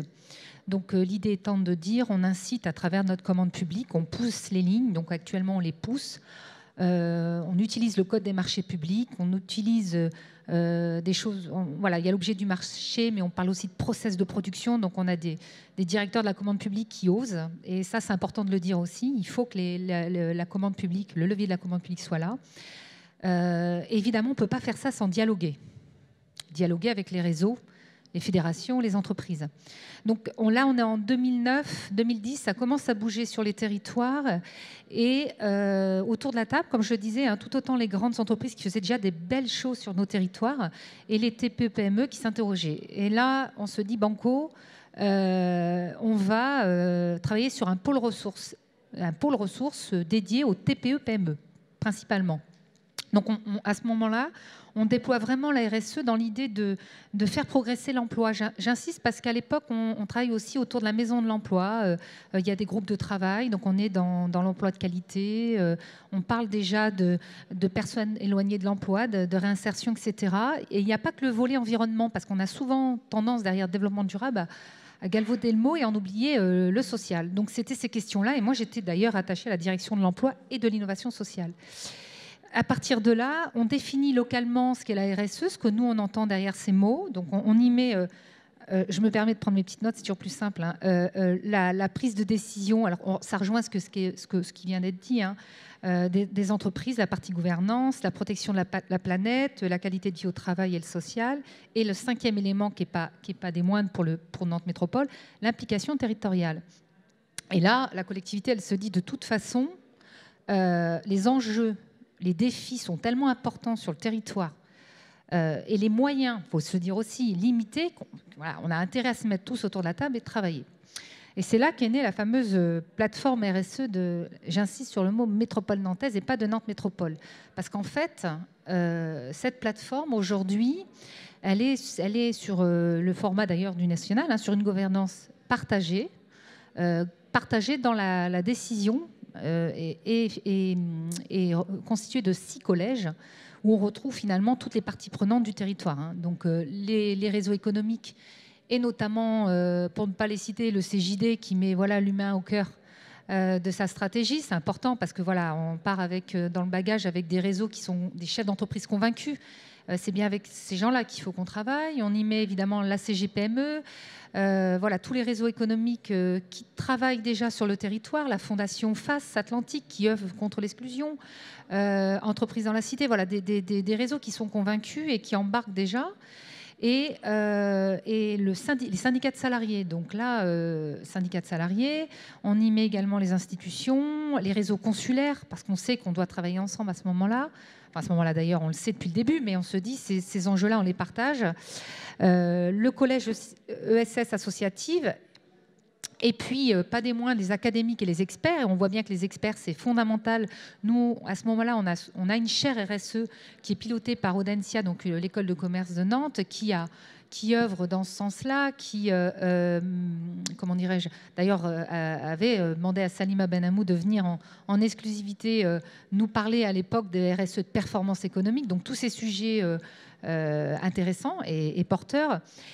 Et Aujourd'hui, la plateforme RSE, c'est quoi? C'est 4-5 ans de travail de confiance. On a parlé de valeurs, vous parliez de valeurs et de sens. Derrière ces valeurs partagées de transparence, de collège, on est un ensemble, moi j'aurais tendance à dire d'ambassadeurs. Donc moi je suis là, mais franchement, il y en a 50 derrière, pour mettre en cohérence toutes les actions à mener sur le territoire. Alors, du côté des entreprises, mais aussi de l'ensemble des acteurs qui constituent notre territoire. Et pour cela, on a mis un site internet en ligne qui est vraiment destiné aux TPE-PME, qui a pour notamment permet à une entreprise de se faire accompagner individuellement ou collectivement, de prendre des premiers pas. Qu'est-ce que la RSE? Comment je peux concrètement agir sur mon territoire de manière opérationnelle? Qui peut m'accompagner? Quels sont les réseaux existants? Voilà, des choses très simples. Et puis, ce qui fait le succès de cette plateforme, je pense, puisqu'on est passé de 500 connexions à 7000 en l'espace d'un an. Donc, vous voyez, il y a eu comme un déclic. Quand on cherche des chiffres clés, là, nous, on en a un. Eh bien, c'est les bonnes pratiques des entreprises. Et là, tout simplement, de pair à pair, il n'y a jamais mieux pour un chef d'entreprise et ses salariés de se rendre compte que ce que les autres peuvent faire et peuvent soulever des montagnes. Parce que on peut être petite entreprise et œuvrer tout comme une grande. On a tendance à dire les grandes, elles ont les moyens, effectivement. Et justement, je pense que le pari qui est joué de la métropole et des acteurs, c'est de dire il faut qu'on aide, nous, les petites. Les défis sont monstrueux. On ne passera pas par les réglementations. On espère qu'on ne passera pas par les réglementations, mais bien par l'accompagnement de ces entreprises. Donc ce défi, on le fait ensemble. Donc le site, c'est la preuve par l'action, quoi, hein. Il y a des témoignages. Et la particularité aujourd'hui, au bout de 4 ans, c'est qu'on a dépassé les postures pour travailler les enjeux du territoire. Je m'explique. On a un grand débat suite à la COP21. L'année dernière, cette année, nous avons accueilli Climate Change, par exemple, et nous avons un grand débat, nous, sur la transition énergétique étant commencé sur le territoire. Eh bien, on réunit la plateforme, on fonctionne avec un système de groupes thématiques, avec un respect des 5-6 collèges qui nous réunissent, et on travaille comment améliorer à la fois le site, c'est-à-dire quelles bonnes pratiques on peut mettre, quelles sont les initiatives qui existent et comment les entreprises peuvent progresser. Et ça, il y a 4-5 ans, je pense qu'on aurait eu encore du mal à faire venir autour de la table les réseaux pour travailler ensemble. Ce qui importe les réseaux, c'est qu'effectivement, ça devienne très opérationnel. Donc, c'est ces bonnes pratiques. Voilà. J'ai sûrement plein d'autres choses à vous dire, mais le temps tourne. Simplement finir sur le fait qu'effectivement, on alimente, oui, ce que je disais, le pôle ressources RSE. Et qu'on travaille notamment sur un nouveau projet qui s'appelle Entreprise accueillante. J'en fais écho parce que je pense qu'on n'est pas les seuls à l'avoir en tête sur les territoires. C'est l'idée de dire qu'on travaille donc pour toutes ces TPE-PME qui ne sont pas dans les réseaux. Et c'est finalement les réseaux, il faut savoir que les entreprises sont à peu près à 15% dans les réseaux. Donc moi, je sais que je travaille pour à peu près 35 000 entreprises sur le territoire de l'agglo. Donc on a de la marge. On veut effectivement rendre visible tout ce qui existe sur notre territoire pour que les entreprises fassent de l'emploi autrement. C'est-à-dire, tout le monde, et on le sait bien, ne peut embaucher. On sait que c'est compliqué. Par contre, on peut faire plein d'autres choses sur un territoire pour s'impliquer. On peut donner de son temps. On peut accompagner un jeune. On peut donner 3 heures. On peut donner 2 demi-journées dans une année. On peut parrainer une PME. On peut faire accompagner un senior. Voilà. En fait, toutes ces fragilités territoriales, on les exprime, et ça irrigue nos politiques publiques d'ailleurs. Hein. On essaye de faire comprendre aux entreprises qu'on a besoin d'elles. Et donc, on va rendre visible toute cette offre qui, en fait, est portée en partie par les maisons de l'emploi, par les plis, par voilà, tous les acteurs du territoire. Et on va proposer aux entreprises de choisir parce qu'on ne se permettrait pas, et nos élus nous le disent chaque jour, vous n'êtes pas là pour faire la stratégie des entreprises, on est vraiment là pour fédérer, catalyser, mais sûrement pas faire à la place d'eux. Donc nous, on va rendre visible, et puis les entreprises, elles pourront tout simplement, dans leur propre stratégie et en fonction de leur valeurs, de leur sens et de ce qu'elles veulent faire, aller à la rencontre de tous ces acteurs. Voilà, c'est ça en fait l'idée de la plateforme, c'est de manière empirique progresser, avancer en fonction de nos fragilités territoriales, parce qu'on en a, mais toujours en se disant on le fait de façon, dans le bon sens, et finalement les entreprises, elles nous le demandent ça, de savoir sur les territoires quelles sont les priorités. Merci beaucoup.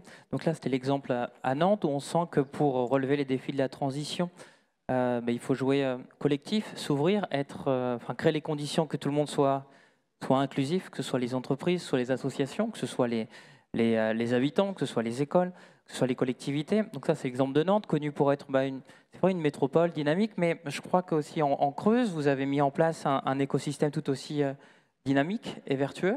Est-ce que vous pourriez nous en parler, Emmanuel? Je crois que ça s'appelle le dispositif Passerelle vers l'entreprise. Oui, tout à fait. Alors, de manière moins ambitieuse que Nantes Métropole, on n'intervient pas sur les mêmes typologies de territoires.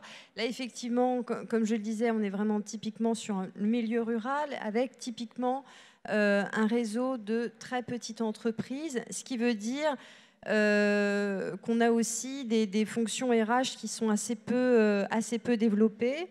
Donc, nous, on a lancé cet appel à projet avec comme objectif principal qui était de permettre à des publics éloignés de l'emploi de pouvoir franchir la porte de l'entreprise. Alors, franchir la porte de l'entreprise, idéalement, évidemment, c'est décrocher un contrat de travail, mais on sait que, entre la réalité et l'idéal, il peut y avoir effectivement une marge. Donc, la première d'entre elles, c'est de pouvoir, comme vous le disiez, accueillir effectivement la personne au sein de l'entreprise. Alors pour ça peut être effectivement une visite d'entreprise, tout simplement, parce qu'on sait aussi qu'il faut introduire un petit peu de collectif. Ça peut être aussi structurant et aidant, notamment pour les publics qui sont un petit peu en difficulté. Ça peut être aussi mobiliser tous les outils de droit commun. Il y en a, comme les périodes d'immersion, qu'on appelle aussi les PMSMP maintenant. Donc pour permettre effectivement aux personnes d'approcher l'entreprise à la fois dans quelque chose qui soit sécurisé et qui permette un dialogue à la fois avec la personne, l'entreprise, qui s'engage parce que c'est important, et finalement l'animateur du dispositif. Donc c'est une action qui est portée par FACE Limousin, donc la Fondation Agir contre l'exclusion, qui bénéficie, qui est un club d'entreprise. Donc c'était aussi important de pouvoir s'appuyer sur un acteur qui soit un acteur de l'entreprise.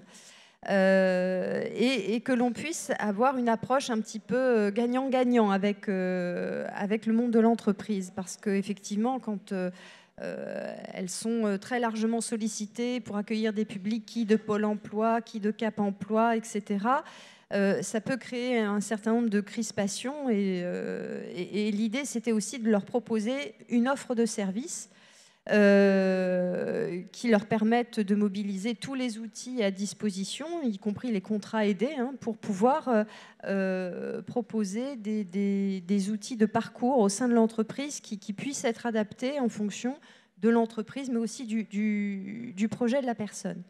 Donc, c'est une action qui implique un engagement important de l'entreprise. Donc, on va y retrouver des modules comme le parrainage, mais ce qui existe très largement déjà ailleurs.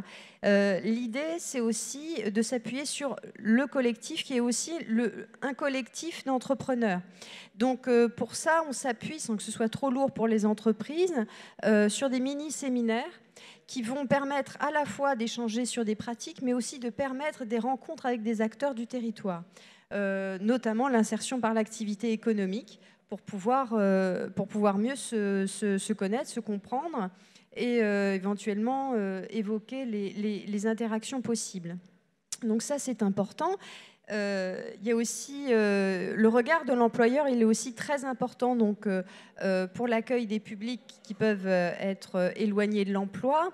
Le fait de simuler des entretiens d'embauche, Bien sûr, un chargé d'insertion professionnelle peut le faire, mais il n'aura jamais le même regard qu'un employeur peut avoir sur effectivement ces notions-là. Donc c'est aussi permettre de développer des outils pour les personnes en difficulté, comme le CV vidéo. Donc ça, c'est aussi une option très intéressante que propose EFAS, et qui permet notamment pour les personnes qui peuvent être un petit peu mal à l'aise avec l'écrit, de pouvoir se mettre en scène à travers un CV vidéo de quelques minutes. Et c'est un outil avec lequel on va pouvoir revenir avec la personne pour décrypter un petit peu son attitude, voilà, vis-à-vis de l'entreprise, parce qu'on doit, on le sait, beaucoup travailler davantage sur les savoir-être quasiment que sur les savoir-faire, parce qu'on a quand même affaire à des entreprises qui jouent le jeu, à condition qu'il y ait cette dimension de motivation au départ qui soit présente. Alors, il y a aussi un autre aspect auquel on a beaucoup tenu. L'ADAPEUI a participé à un appel à projet aussi dans le département qui concernait les contrats aidés en structure apprenante, et donc qui a été mis en place sous le pilotage de la Directe auprès des établissements médico-sociaux. Et donc, ça s'appuie à la fois sur un accompagnement au projet individuel de la personne, ça s'appuie sur du tutorat au sein de l'entreprise ou de l'établissement, qui permet vraiment à la fois de remettre à plat à la fois tous les processus qui sont en œuvre dans l'entreprise, bon, bien sûr de manière modeste, hein, sur une ou deux fiches de poste identifiées, parce que sinon ce serait un petit peu trop compliqué. Donc ce qui implique de former les tuteurs, que les gens partent se former. Ça implique aussi de pouvoir suivre la personne accompagnée tout au long de son parcours, de dédier des temps, et surtout, ce qui est important, de pouvoir amener des outils de reconnaissance de ce qui a été acquis en milieu professionnel. Donc ça, après, c'est une méthode qui a été développée par le réseau Différents et Compétents, qui a été d'ailleurs créé par le monde du handicap, qui a été élaboré par le monde du handicap, et qu'on voudrait bien essayer de mettre en place dans l'entreprise pour pouvoir accueillir et accompagner dans le développement des compétences professionnelles des publics qui, au départ, sont un petit peu, parfois un petit peu plus qu'un petit peu éloignés de l'emploi. Donc ça implique une mobilisation très importante qui s'appuie aussi sur un collectif d'employeurs. Donc on retrouve l'importance de nos mini-séminaires et le fait de pouvoir formaliser in fine un certain nombre d'acquis. Et ça, effectivement, on a beaucoup parlé du sens à retrouver au travail. Et ça, on le voit, que ce soit dans les structures d'insertion par l'activité économique ou dans le monde dans l'entreprise. Ça permet effectivement à des personnes de retrouver confiance en elles et de retrouver une utilité dans l'entreprise qui les amène à retrouver conscience d'une utilité économique, sociale, qui leur montre qu'elles ont leur place, qu'elles savent faire ça et s'appuyer sur leur potentialité plutôt que sur les lacunes qu'elles peuvent avoir au sein de leur parcours. Donc on va regarder ça de très près parce que c'est une action qui commence maintenant, qui n'a que quelques mois. On a déjà beaucoup d'entreprises qui sont engagées, on a plus d'entreprises engagées que de personnes inscrites sur cette action. Donc on est très satisfait déjà de ce démarrage et de l'engagement de ces entreprises. Ouais, c'est intéressant ce que ça génère. En fait, vous y allez doucement, mais sûrement. Je pense que là justement, j'ai envie de rebondir derrière, c'est qu'on pressent qu'il faut aller vers essayer de provoquer de l'impact social pour que ça provoque de l'impact économique. On sent bien qu'il y a un vrai enjeu dans la mesure de ce que ça procure chez les salariés, comment on mesure le bonheur, comment on mesure le lien social. On sent bien qu'il va falloir trouver des réponses. J'ai envie de donner la parole à Myriam Couty-Morin, que vous nous en disiez un petit peu plus sur empreinte positive que vous portez, je crois, en plus d'être membre très actif d'un réseau très actif d'entreprises qui est le CJD. Absolument, merci. Tâche difficile pour moi de passer en dernier. Un chiffre, j'aimerais vous donner un chiffre. 82. 82%, c'est le nombre de personnes qui se revendiquent prêtes à payer plus pour une entreprise dite responsable. Une étude Les Échos qui est sortie il y a quelques mois. Ce chiffre m'a vraiment interpellée. Parce que je me suis dit, en fait, le changement, alors au dehors de la blague, le changement c'est maintenant, le changement, il passe par notre volonté à tous, collectivement, en tant que citoyens, d'impulser du bas, d'impulser nos dirigeants, j'entends tout confondu, hein, élus, techniciens de collectivité, dirigeants de grands groupes, dirigeants d'entreprises, dirigeants de PME, et j'en côtoie un certain nombre avec mon activité de conseil en RSE précisément. Le changement, il passe par notre volonté d'infliger un vrai changement de posture. Et un changement de posture dans une logique plus vertueuse, plus responsable, qui fait sens à la fois pour nous en tant qu'individus, mais aussi qui fait sens pour le monde qui nous entoure, et notamment sur les questions environnementales. Et c'est ce qui m'a conduit, il y a maintenant un petit peu plus d'1 an, à créer Empreinte Positive, et donc vous voyez que c'est corroboré par les chiffres, donc c'est tant mieux.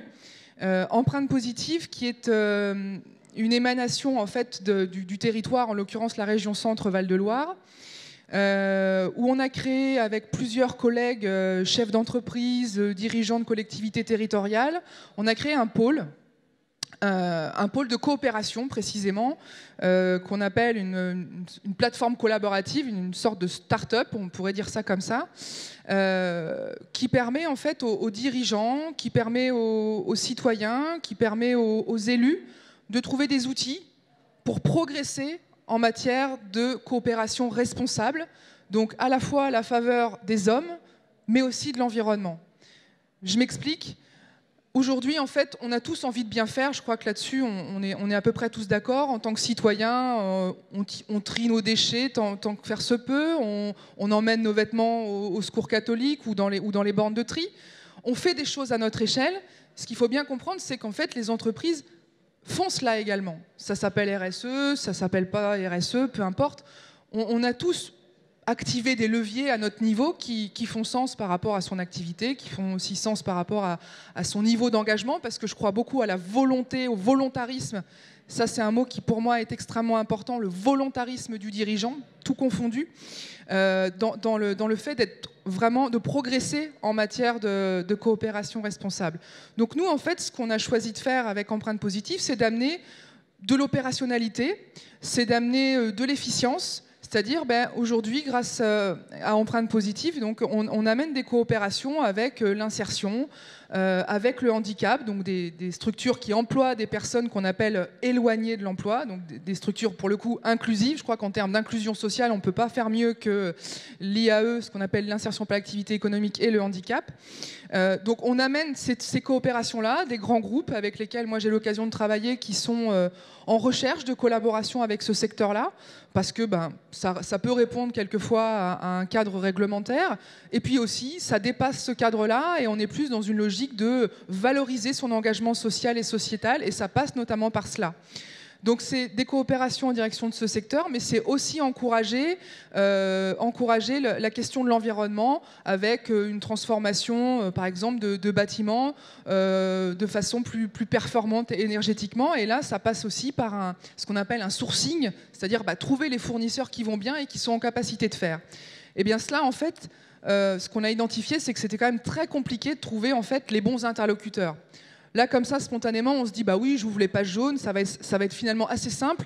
Mais en fait, je vous garantis que ça ne l'est pas. Et j'ai moi-même fait l'expérience avant de lancer Empreinte Positive.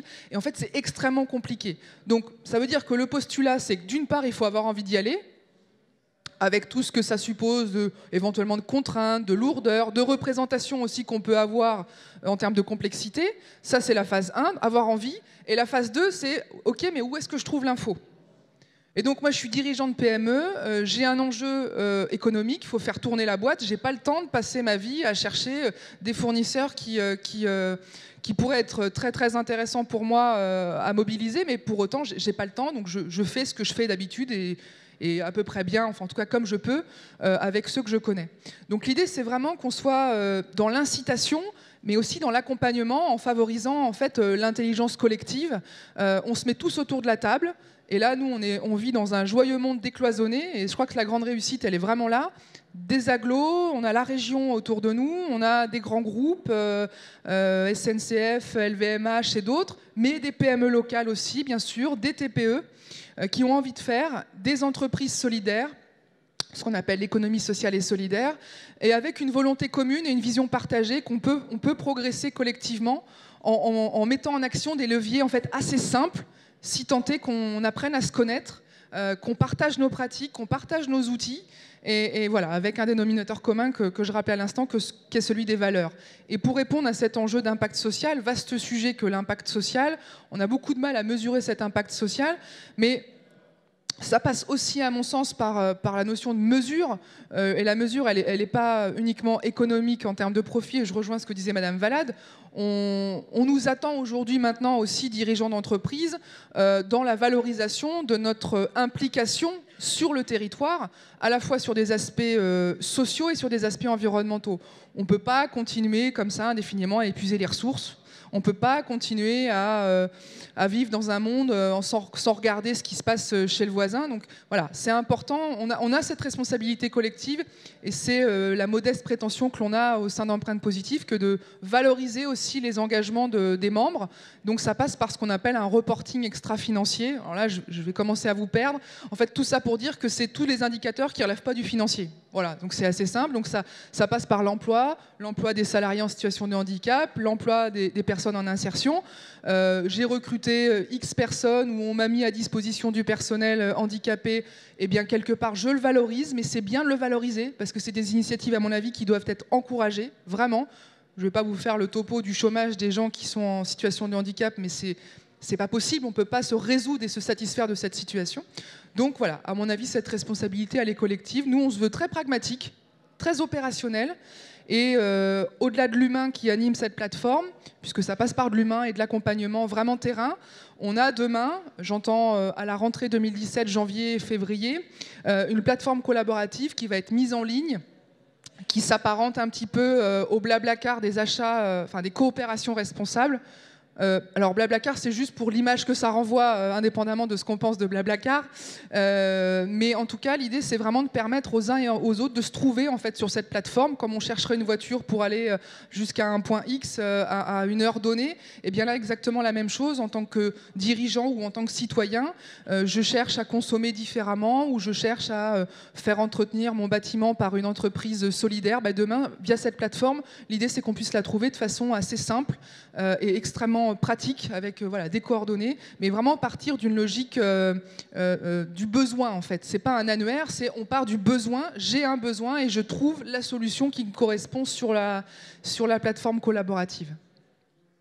Merci beaucoup. Ce qui me frappe en fait, un des enjeux, c'est vraiment la création d'écosystèmes locaux pour partager les bonnes pratiques, pour faire que les personnes, que ça vienne du privé, que ça vienne de la collectivité, que ce soit impulsé par le département en direct, qui sent bien qu'il faut être facilitateur.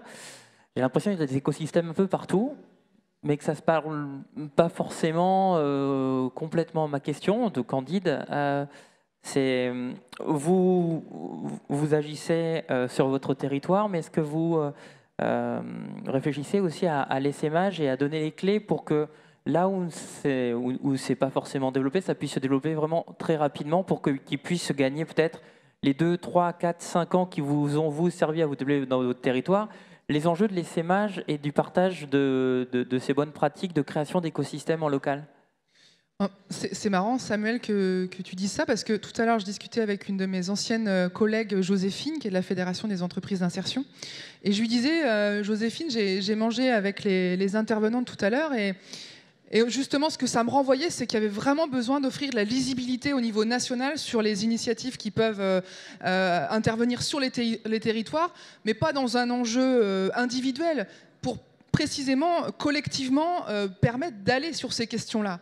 Et donc, d'offrir la lisibilité plutôt pour les PME. Alors, les grands groupes, souvent, sont entre guillemets, souvent sont plus outillés, mais encore, et là de façon très empirique, je me suis rendu compte que les grands groupes étaient bien souvent aussi en attente aussi de solutions terrain. Donc je crois qu'on a vraiment à se parler, donc c'est chouette de se voir aujourd'hui et d'offrir certainement plus d'unité à la fois dans les pratiques et de complémentarité dans nos fonctionnements. Moi j'ai 1 an et demi de recul avec Empreinte Positive. Il est vrai que j'ai de plus en plus des territoires, des sollicitations en fait pour venir échanger et pourquoi pas parler essaimage. Enfin, en toute objectivité, moi, c'est quelque chose auquel je suis absolument tout à fait favorable dans une logique de progresser en matière de coopération responsable. C'est bien ça l'enjeu. Donc, c'est l'homme et l'environnement qui est bien le sujet. Karine, peut-être, je vous vois répondre, puis après Hélène. Oui. Moi, complètement d'accord avec ce que vient de dire Myriam. La RSE, le mot RSE, et sa définition et sa manière de collaborer, je ne vais pas dire qu'on... C'est pas notre priorité, quoi. C'est bien comment on fait bouger les lignes sur les territoires, puisque c'est là que les acteurs travaillent au quotidien, etc. Donc moi, j'ai plutôt laissé la parole peut-être à Madame Valade, qui a peut-être une réponse sur une coordination, une vision nationale. Je sais qu'en tout cas, les travaux de Salima nous ont permis, notamment sur l'expertise que tu as apportée au niveau national, eh bien, elle alimente l'ensemble des territoires aujourd'hui. C'est-à-dire, ce que nous on recherchait aussi, c'est de convaincre les TPE-PME qui ne savent pas ce que c'est, qui ne veulent pas en faire aujourd'hui parce que c'est la performance économique, etc. Eh bien, l'expertise nationale, elle est importante pour l'ensemble des territoires. Et je pense que là, la coordination, je sais qu'il y a un beau projet, je ne sais pas s'il est là, de RSCO, ça s'appelle de Lille. Subdeco qui fait des études comparées sur les dynamiques de chaque territoire. Moi, je sais que je les suis de près parce qu'on attend les résultats, mais évidemment qu'on puisse échanger plus couramment, ça serait une excellente idée. Alors là, vous me permettez de faire quelque chose que je rêvais de faire, c'est-à-dire vous inviter au sein de la plateforme nationale RSE, parce qu'elle a mis... au cœur de ses travaux 2017, justement, la RSE et les territoires, et que s'il y a un lieu qui peut organiser cet essaimage et donc ce lien entre les différentes plateformes qui existent sur les territoires, c'est bien la plateforme nationale. Donc je suis très heureuse de vous avoir rencontré. Je vous invite à être auditionné dans ces groupes de travail qui auront pour objectif d'être extrêmement concrets, à la fois sur la mise en relation de toutes ces plateformes existantes, mais également, et avec votre concours, sur l'échange de bonnes pratiques qui permettra d'homogénéiser un peu tout cela et de venir en aide, d'être en accompagnement des acteurs et notamment petites entreprises sur les territoires. Donc je suis très heureuse de cela et voilà, je vous... si vous le voulez bien, vous donne le statut d'auditeur expert au sein de la plateforme RSE. Voilà. Je vais aussi me permettre... Ouais. Je veux juste rebondir. Je trouve que l'enjeu d'offrir la lisibilité au niveau national, c'est fondamental. Partager les pratiques, en fait, s'inspirer de ce qui se passe ailleurs, c'est fondamental. Pour autant, je crois que ça n'enlève rien au fait qu'il faut du terrain, il faut de la connaissance terrain. Et là-dessus, je pense qu'on est tout à fait d'accord. Il faut appréhender les fournisseurs éco-responsables qui, sur le territoire, sont en capacité d'être... une vraie valeur ajoutée, en tout cas un levier de performance que j'appellerais durable. Au CJD, on parle de performance globale, mais je le mets un peu à ma sauce. Et on parlait de performance durable sur les aspects à la fois sociaux et environnementaux. Donc je crois que vraiment, ça passe par un maillage du territoire, mais avec de l'humain. Des gens qui accompagnent les démarches, qui accompagnent les initiatives et qui, effectivement, les font remonter, pourquoi pas au niveau national. En effet, ça me paraît tout à fait cohérent, mais... le terrain, l'animation du territoire, le développement du territoire, ça me paraît vraiment être une échelle extrêmement intéressante et en plus valorisante pour les entreprises qui sont présentes. Ouais, et puis pas sous-estimer l'animation de tout ça, parce que je crois savoir aussi que souvent dans les équipes, les plateformes, il y a très peu de personnes qui animent, qui essaient de faire des liens entre tous ceux qui ont besoin de partager les bonnes pratiques. Encore un exemple, pour connaître l'exemple aussi de Chronoflex, forcément ça inspire. Je crois savoir aussi qu'il y a des acteurs qui, au lieu de passer forcément par la plateforme où ils pourraient partager, vous sensibilisez en direct et vous interrogez actuellement aussi pour non seulement accompagner la transformation, pas simplement de vous, mais des collectivités et des entreprises qui viennent vers vous et qui vous demandent comment on fait pour se libérer. Alors qu'on pourrait se dire, Ils peuvent aller à la plateforme, ils viennent directement à Chronoflex, donc est-ce que vous ne pourriez pas travailler ensemble aussi? Voilà. Aujourd'hui, on est sûr qu'il faut travailler ensemble et en écosystème. Oui, en effet, les gens se posent des questions, on les invite à venir et on invite à échanger. D'ailleurs, c'est pour ça que je suis là aujourd'hui. Et je crois que la force aussi, c'est que tous les salariés de la boîte communiquent et non pas un ou deux chez nous. Donc ça montre bien aussi qu'il y a un changement dans l'entreprise et il y a un changement de format. L'autre chose aussi, c'est que je vois qu'on a eu la chance dans une petite structure du groupe, c'est que notre business model était en perte de vitesse et on nous a donné l'opportunité en un an de dire allez-y, changez-le, faites comme vous le croyez, comme vous le pensez, ouvrez-vous à l'extérieur et faites quelque chose de nouveau. Et en effet, cette boîte de conseil qui était spécialisée dans de l'achat s'est dit, au lieu de réfléchir dans nos bureaux, ouvrons-nous à notre écosystème et créons un événement en invitant tous les acteurs de près ou de loin, locaux, pour pouvoir faire ensemble et ensemble devenir. Entre autres, Samuel en a fait partie avec l'ouverture avec les étudiants. Et je crois que c'est nécessaire de s'ouvrir à ce qui se fait extérieur pour échanger les bonnes pratiques. Et souvent, au final, on verra qu'on innovera ensemble et qu'on créera de nouveaux business ou de nouvelles opportunités. Non, c'est intéressant, c'est l'écosystème. Pas préciser dans l'écosystème et la progression, parce qu'on a passé une étape du site, mais c'est bien, on en parlait tout à l'heure de la formation des acheteurs. Il y a une cible aujourd'hui, nous, sur les territoires qu'on vise, ce sont les développeurs économiques. On parlait des réseaux consulaires, les gens qui sont auprès des entreprises, c'est pareil dans les collectivités, on a des développeurs économiques. Les prescripteurs, c'est fondamental aujourd'hui qu'on ne loupe pas la marche, parce qu'effectivement, ce sont ceux qui accompagnent les entreprises sur les territoires. Nous, effectivement, ce n'est pas moi la manette du site derrière qui vais accompagner de façon individuelle. Il y a aussi toute la force de frappe des consultants. On en a parlé aussi, toute cette offre privée et publique qui émerge. Donc l'étape d'après, nous, c'est le parcours RSE complet sur le site avec effectivement l'accompagnement finalement individuel et les financements. On n'en a pas parlé, mais ça aussi, les prêts RSE sur les territoires, nous, on l'a fait avec la région et puis les 5 banques du territoire. Aujourd'hui, il y a un fonds RSE qui permet aux entreprises de se lancer dans une démarche aussi. Ça, c'est pas anodin. On parlait de TPE-PME, finalement, pour s'engager aussi, parce qu'on sait qu'à court terme, c'est compliqué, il faut des éléments déclencheurs et les finances en sont une. Voilà. Une petite dernière intervention, puis on va aller sur la conclusion de cette séquence. Merci Samuel. Juste, je pense qu'on n'a pas besoin de formaliser une stratégie RSE pour s'engager dans des coopérations responsables qui font sens pour son entreprise. La RSE, c'est un vaste truc où personne n'y comprend grand-chose, en fait, si ce n'est quand on est un peu averti. Donc je pense qu'en fait, il faut considérer que chacun fait, que ça s'appelle RSE ou non, d'ailleurs on s'en fiche un peu, enfin en tout cas moi mon postulat c'est celui-là.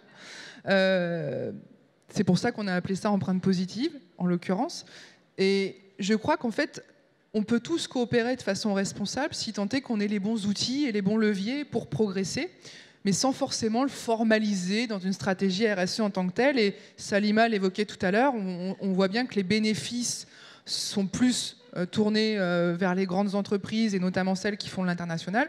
Donc aujourd'hui, qu'on soit PME ou TPE, moi qui suis TPE avec ma boîte de conseil, mais quelque part, je fais de la RSE. Pourquoi? Parce que j'ai choisi une assurance mutualiste, j'ai choisi un banquier mutualiste, parce que quand je peux, je prends mon vélo électrique pour faire mes déplacements courts.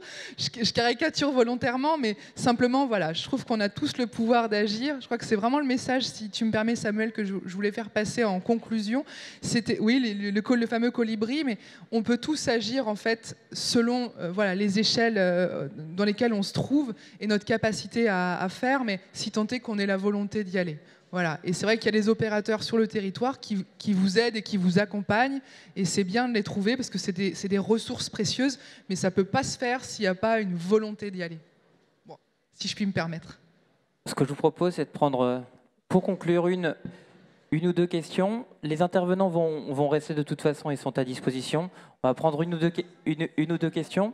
Et puis Salima, je te laisserai 30 secondes pour conclure et diffuser un message de fin. Est-ce qu'il y a une ou deux questions dans l'Assemblée?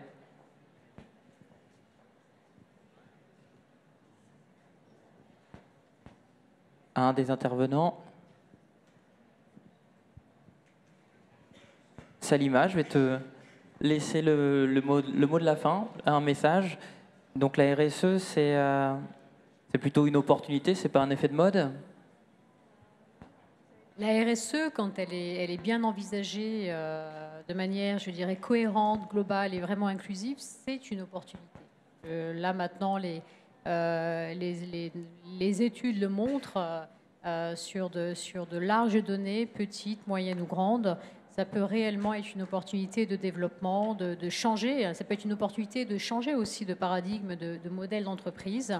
Et ça peut répondre à des enjeux, je veux dire, les enjeux actuels, hein, à savoir comment faire pour améliorer à la fois la compétitivité des entreprises au niveau de la dimension hors coût, mais aussi répondre à des enjeux sociétaux, environnementaux et sociaux.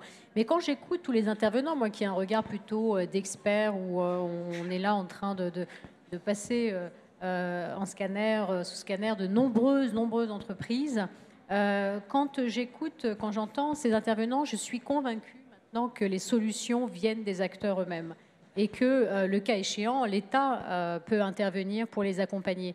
Mais ça, c'est vraiment important, puisque là, on a des exemples vraiment concrets au niveau des territoires, des petites entreprises qui soit font de la RSE sans le savoir ou en font vraiment réellement, tout dépend de la maturité opérationnelle dans laquelle elles se trouvent.